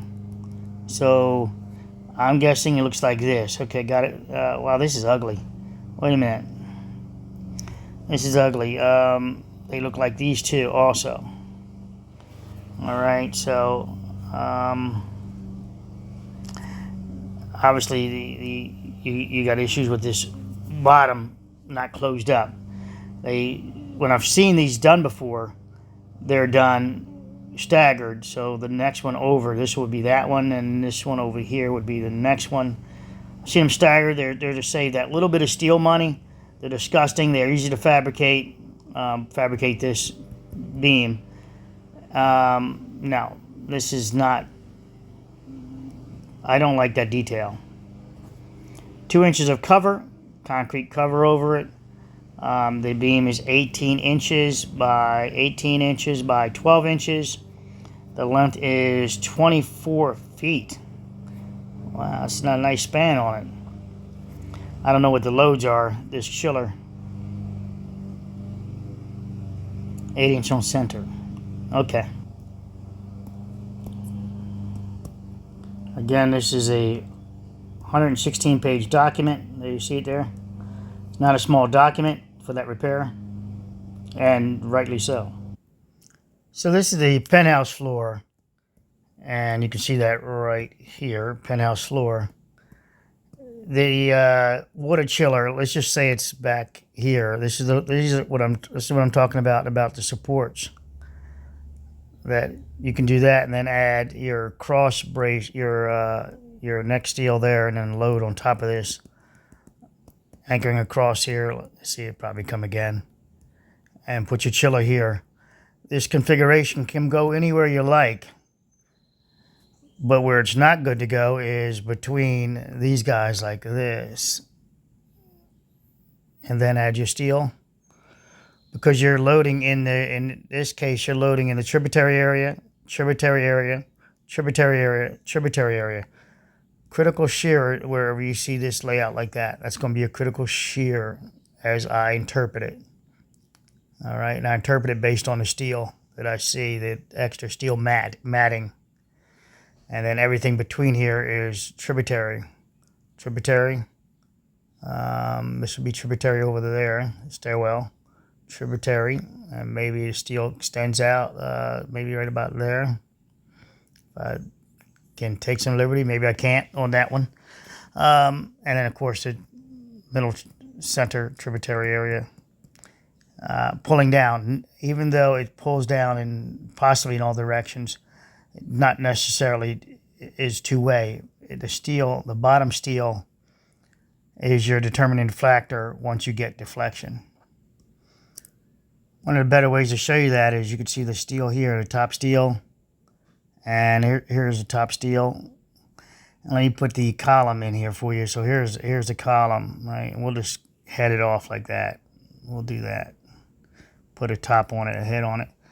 And then we'll put some bottom steel in. And here's your bottom steel, 2 pieces of bottom steel going across. There's an overlap, 1 and 2. You can see where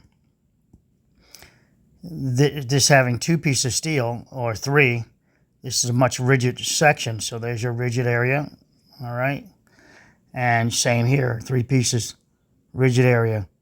In the center, there's no links tying it together, no hoops, as they like to say. So we only got the bottom steel, and this is where your deflection happens more, even though this whole area is theoretically deflecting from here to here. The reaction point is here and here at the rigid, where it meets the rigid section. Your more reaction point here is where you might get your spalling here and your spalling here. As it deflects down, it opens up. So here's part of the report. And it makes me wonder if that steel, since he said it was just temporary, is this steel even structural anymore? Did they remove it?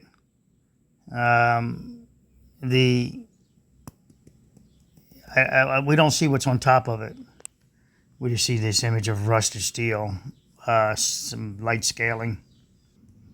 So now here is your water risers, your supply lines. And this is a skeletal explosion view of it, to how it would work. And you impose this on each floor, and there you have it. There is the sanitary, the drainage system that he spoke of. Now you would impose this on each floor. And this is where roughly, let's see if I get this right. I'm going to pick on this area right here of the area in question for that pipe in the garage. And so this would be the drain fixture unit. So FU right here, fixture units. This identifies your sizing of like a toilet, or a shower might be 2 fixture units. It's how you add up your usage. And this says I can't quite read it, 32 total for that. No, yeah, I don't know, I can't quite make it out if it's 132. And COs, your clean out, it looks like COs. This has 60 fixture units right here, so this calculation of this line has 60. So I don't know where it's going, but it's significant. And it drains to this line, which then has 601 fixture units. It's a 6-inch pipe, 1/8 wall, and there it is, this one.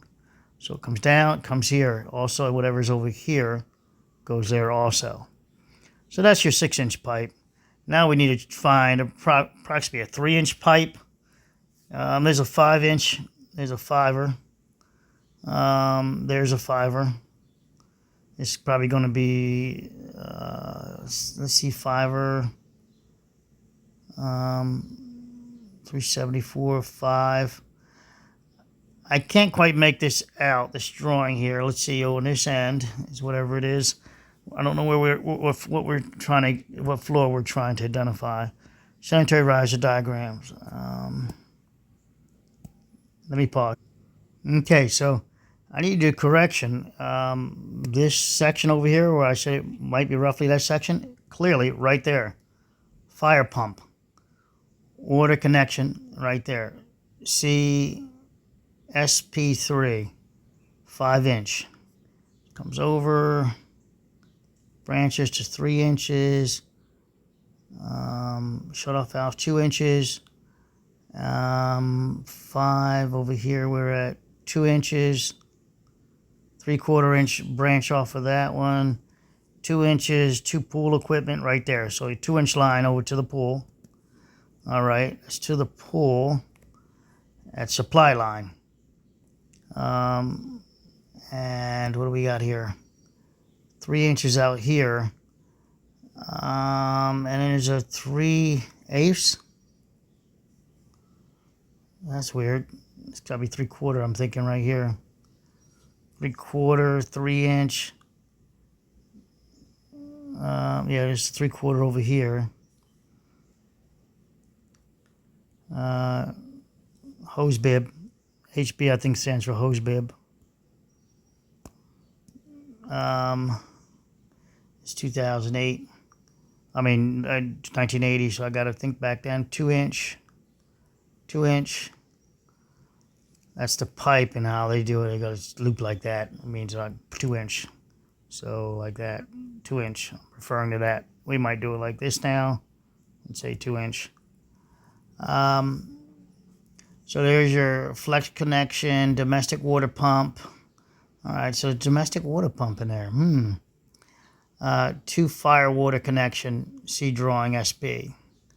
5-inch line coming in. So no, it doesn't say to fire pump. Yeah, to fire pump interconnection. So there we go. So let me just give you an overlay of it real quick, something fast. So that's a stove, so nothing there.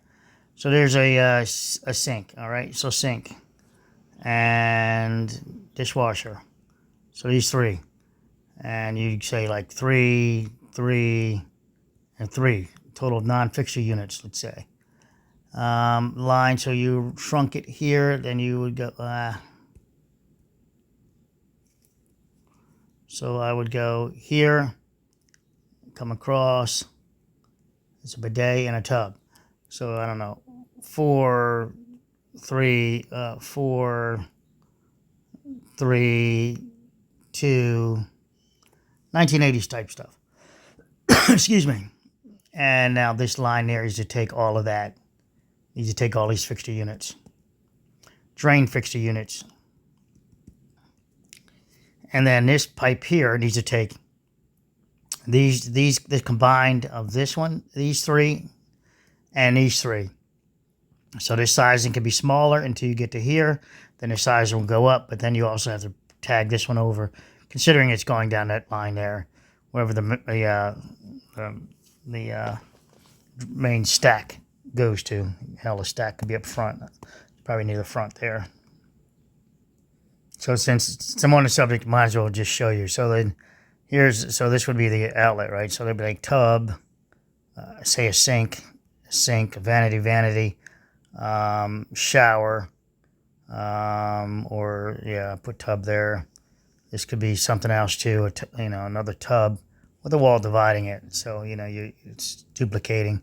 So water closet would be here, the shitter, water closet somewhere.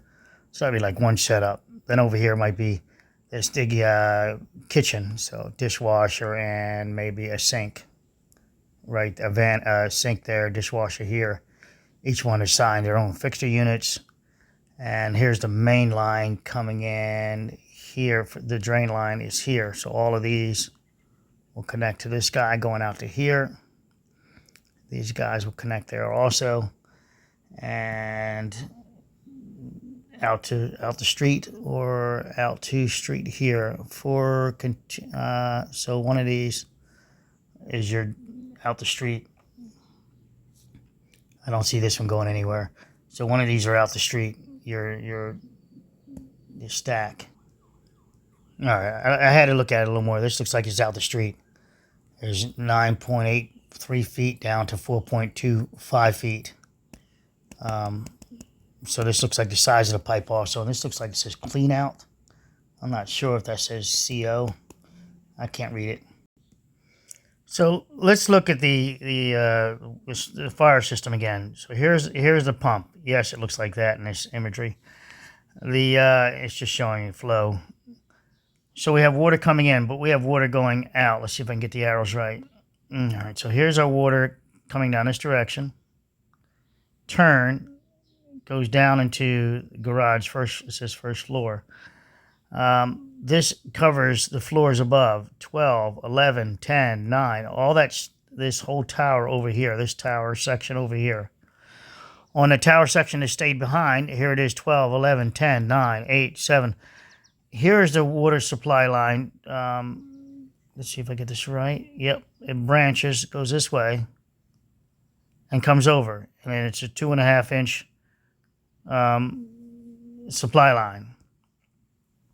See if I get that right.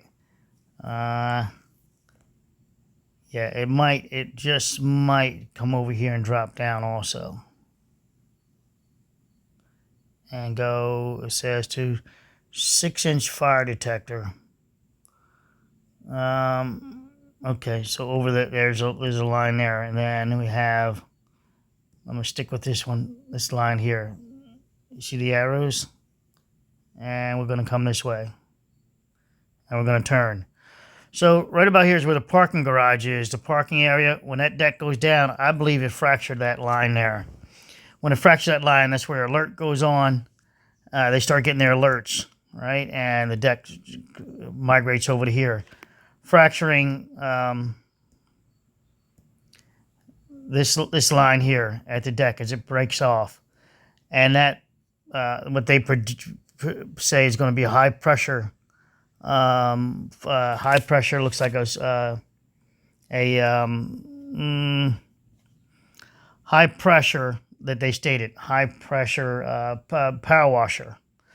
Well, here's a stack here right in front of us. Great. Here's a stack right in front of us. This has water standing in it. If it's fractured, then this water will work its way back down. This pump here would still keep pumping and shooting away. We wouldn't see that. We would see that. You would think we would see two streams at that point, but we do not. We see one stream of water presents to us right about here. So you can see if the pump is operating, if the pump is not operating, we just got water coming down. Now, who says the sprinkler system was working? Did anyone over here talk about the sprinkler system? Well, there was no fires over here to activate it. Okay. So, in this building, of course, it goes down so fast. So we know of nothing that they're not activated. I'm not saying the system wasn't up and running. It's more than likely up and running. But when it's fractured, this deck fractured here, it severed this one. The pump flow should have come on. But at the same time, as he stated, okay, I got to get this. Electrical might have happened. Let's see here. Yeah, I'm looking at something I'm waiting for. Yeah, I got to wait. Yeah, I got to take care of this. Let me pause you for a second. So my thinking is the pump was out of commission. That it went out of commission through I don't know how this is electrically fed, where if it's coming across the face, which means it shouldn't be electrically out. But obviously the panel was okay. The pump prop, since we don't see the power washer, we see a drainage. I'm saying the drainage. Here's our drainage right here. More than likely our drainage is there, and there, even though this feeds, this is only showing the primary. There's a bunch of branch legs off of here, and our branch leg in the basement, you know, is like that. That one that comes across that transition, it gets fed, and once the pipe breaks, the pump doesn't come on, but the alerts go off. This is my theory. The alerts go off, the fire departments get notified, and what we're looking at is this stack of water here draining out. There is no check valves in here, so it drains out. And that steady supply from approximately let's see what size pipe that is. Does it identify? And this is an old drawing, so we don't know. I can't be sure. 3, nope, that's third floor. 2-inch hard set, 2-inch soft set. Water booster pump. Connected to domestic water booster supply. Okay. So, does this pump run to also service a building? Domestic? See, this domestic. There's dual systems sometimes. I don't know if there's a dual system. Is it acts as the pump for the? Maybe explain why they replaced the pump already. Is it also the pump supply for the structure? Interesting. These people over here, can they tell us their shower went dead? Remember, her shower didn't go dead. She had a shower, but did it go cold, hot? You know, was it just gravity from her elevation? I have to see how her water is fed. But she was taking a shower, so now the shower is very important to me. The shower is very important to me if it works on domestic also. Then, if it's doing dual system, I'm not familiar with that, with domestic on that one. There's the domestic hot water, I'm sorry, heater and hot water systems that work together. And they're in Philadelphia, Chester, Pennsylvania. Last I saw one, and they combo together. And they're a nice system. You just work through the boiler, and it will do the heating system, and it will give you your hot water for your showers. I'm wondering if this is a dual system since it says domestic, connected domestic. I got to figure out what they mean by that. It's just a water line. I'm just looking at this drawing again, and now this looks like it's going like this. And it says domestic, connected to domestic water, booster pump. So once it comes over there, I don't see where it goes out, where it connects. It just says connected, 2-inch, maybe a 2-inch line off of that one somewhere, and that one could break, and that could also get us our if once a pump goes out. Or if we say the 2-inch feeds that direction, this direction, all right, this direction, that could also get us our backflow of water. If it's considering there's no backflow preventer in there, which there should be.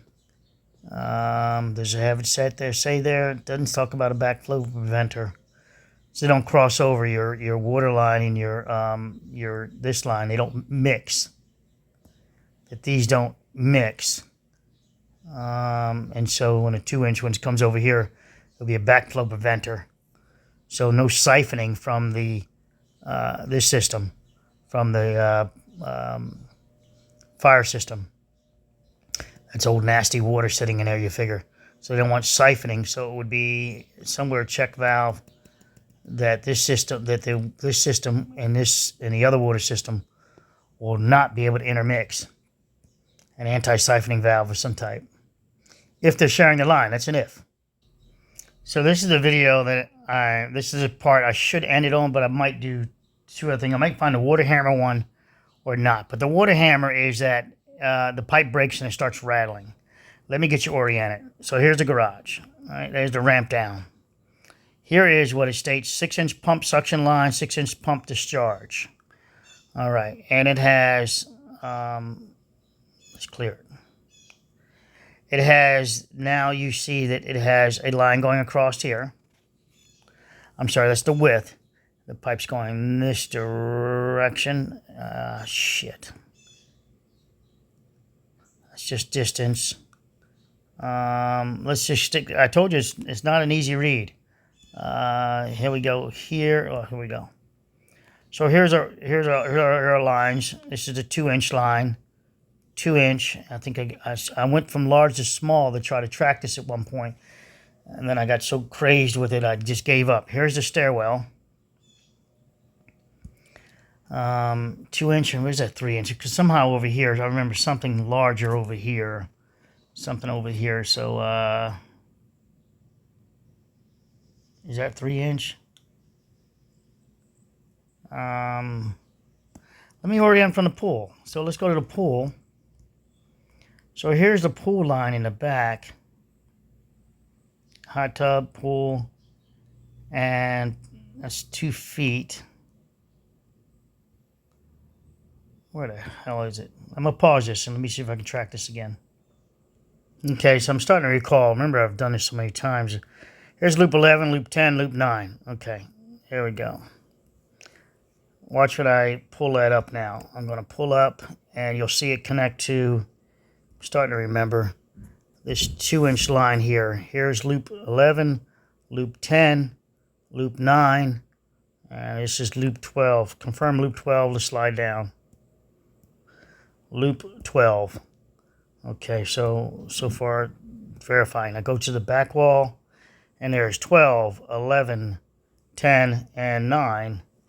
And the next one goes over, does its thing sort of like that, I think, right? And then staggers, so like this, staggers a bit. Sorry.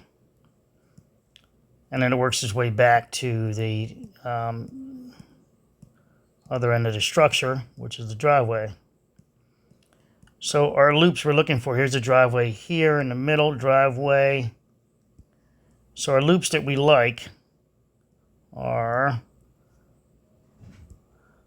loop 11 over to loop 9. Let's scroll up right there, right? Shit. So there's a loop 10 right down the middle. Let's follow 10. This is 10. And there's your elevation, 9'3". And well, let me go up a little bit more. You remember where this is. I'm just going to pull the screen up. Okay. This is 9. This is 10. This is 11. So you can see it crosses over here. In the driveway, though, he shows it, the supply line, something about here, which looks like it might be doubling back, which looks like this. And then here's its entrance here, and then turning and coming this direction. So this looks like its direction. So this was not down at the time of the collapse. It was not on the ground at the time of the collapse. This section was not. So this is going to be no, in my opinion, just no. Just my fast evaluation of it. No second verification of it. What's fair game is this line here. Here's our pad. Let's put the pad here now. This is our pad that goes down and falls. They leave the building. This is 111 is, let's get your line. It's the face of the building. Here's our pad here. And it's the part that the planter box is out here somewhere, and it's the part that goes down. So here's our 10 and, let's see, so 10 and 9 loop. And this is 9 right here, right? 9. Let's confirm that 9. So there we go. I'm going to slide down. And I'm wrong. It's 10 loop. 9's over here. That's 11. So let's go back up. So let's mark that again. Face of building. Okay. So this is 10 loop. It's 11 loop. And that's 9. As you can see, they go into this guy, this cross member here. Oops. The cross member there. So what do we have? The water that can come down, that stack. Remember the stack? So we have our collapse section roughly here. Here's our column, column, column, column. All this ultimately down also.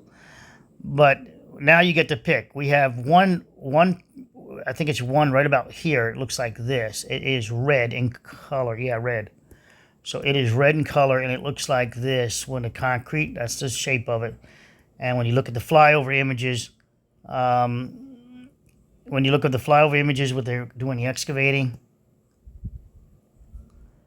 I see, so this, I see concrete like this.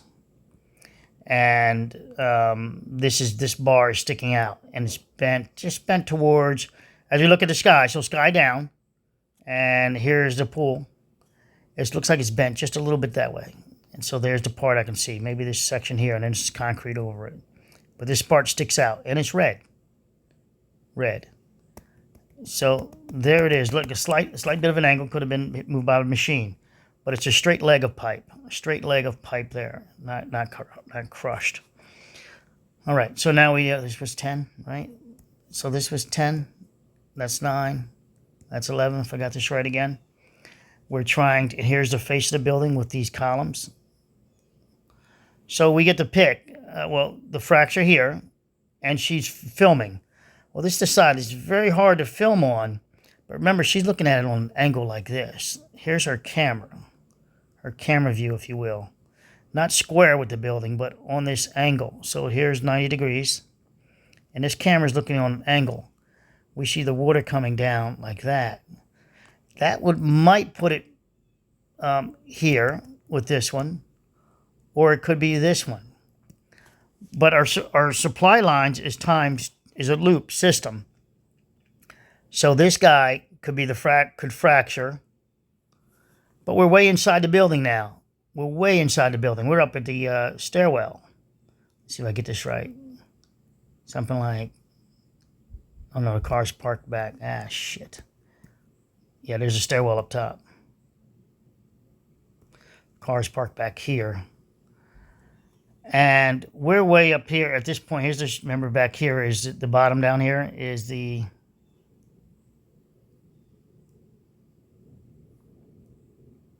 face of the building. And so our pad collapse is, yeah, it won't let me right below that. Sorry, guys. Our pad collapse is on that side. The other side. I don't necessarily mean right there, but right on the other side of that. So now picking our pipes that would, so shut the pump off. So shut the pump off. Okay, here's the pump here. The pump's located up here, but there's our pump. It says pump. Ah, great. All right.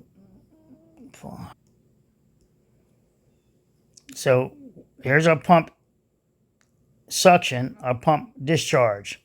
So this is the street, coming in from the street into our pump. Our pump is actually, here's the face of the plane of the building.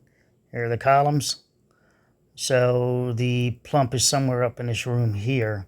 And then there's a utility room here. But here's our line coming in. It looks like they track against the, not in the floor, but maybe in a wall system. Now we'll cross underneath these steps. There's steps somewhere there. Anyway, they come in, and it looks like that's our connection into our pump room. Let's go backwards. Let's look at that.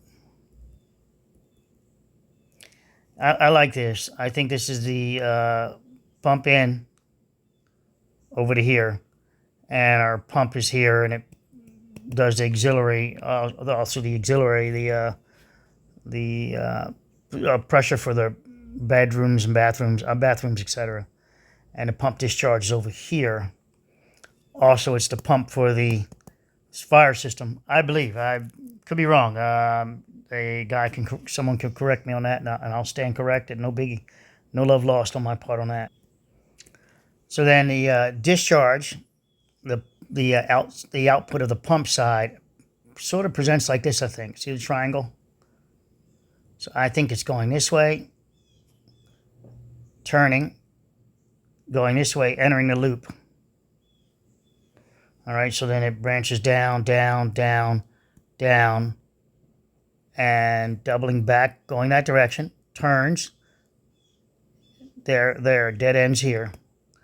And on this side, as it feeds this line here, it also turns, goes this direction, and feeds. Yeah, I'm trying to move the screen for you guys.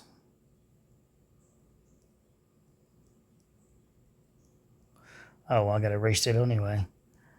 So then it feeds.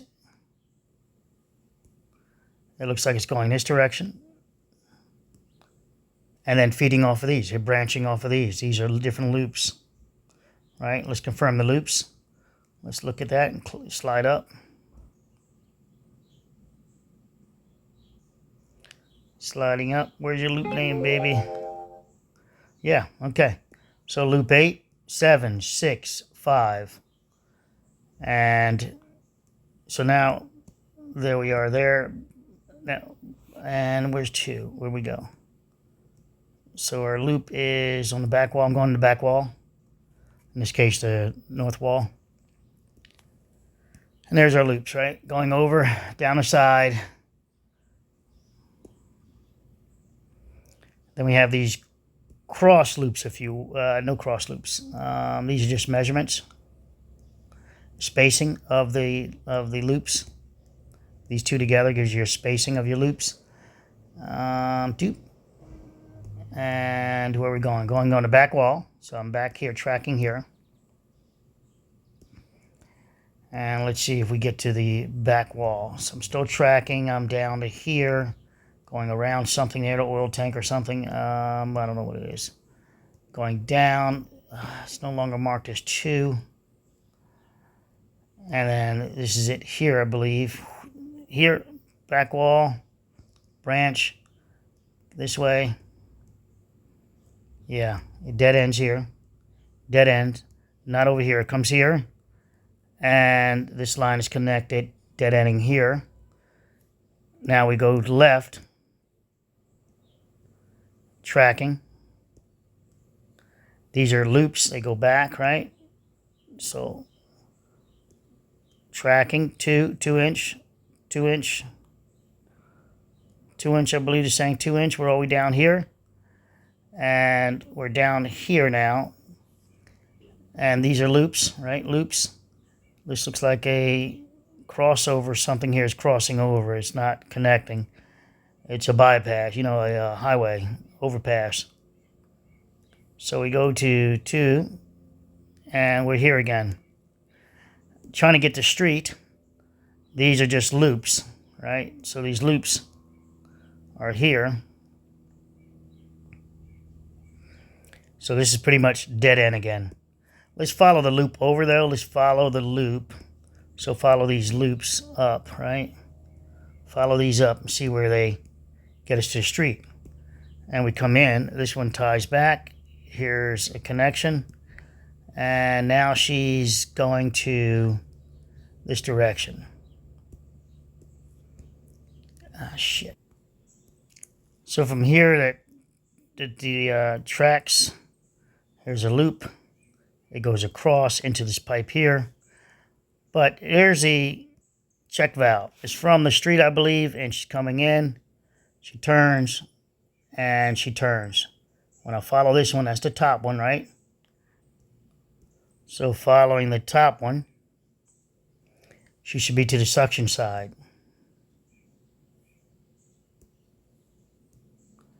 And top one, and it says pump suction. So there's our supply. Now it says check valve there, right here, to detector check valve. So supply line, theoretically, says we're at the property line too. But I follow the line still, and I run across another check valve, and I don't know if it's a waste valve or not. It's still cluttered up there. And then this would be, an alternate supply line? Whatever this is coming in. Let's follow it. It just goes here. Oh, it has a connection. It goes out. It says to pump discharge. So is that also for this one is your external hose hookup for your fire department, is what I'm guessing. You've seen them outside on the streets. There's the corner, there's the street. I think it's the external hookup for the hose. So it looks like you get your water from the supply from that street on the side, on the structure, south side. That's what I'm figuring out. So you guys see it, what it amounts to. Again, all of that just shows you it's just really hard to follow. But the end result is, I think his pump went down. And it's not a fire event anyway. They're not putting out a fire. The building's collapsing in a matter of moments, so a fire is not the concern there. The floor triggering, so surmising, the floor triggering, the lights were going off here, and you can see it flashing in the water and on this wall. You can see the lights on the wall. You can go by, see the video. You guys can look at that video again and see it. Not the video that I'm editing, talking about, but the one with the Adriana's video. So apparently the alarm system, fire system's working that way, lighting. That's on the ground floor, so the next floor would be floor one, first floor, which is the security guard. We don't hear any sirens on her floor, do we, when she makes the phone call? Considering she's in the building, maybe she's not. But we don't hear her. But she doesn't even take the door out of the doorway out of the building. She takes she goes through a window. And I did that drawing over the last video multiple times. She goes through a window. The door of the building wasn't struck, but she's so scared, if you will, that she escapes through a window, she said, and she had to climb back through it again after the collapse, because then you had the dropped canopy out there on the deck. Security guard. Well, maybe she's climbing through a window. Maybe there's another window outside that she's climbing through to get there. But clearly she can climb through all this debris down in the parking garage. Why can't she climb across that little debris that's in the driveway? I'm quite confused by that. You can climb and going down there back into a danger zone, but you're climbing through a window up here and not just walking over that and entering. Did it block the door? Why did you go back in? Why did you risk your life to go back out there to what I think is your car? You weren't going to look for people to save. You exited. You didn't holler to the cop, "Come on, we got more people. Lend us a hand. Get this lady out of here." That wasn't said.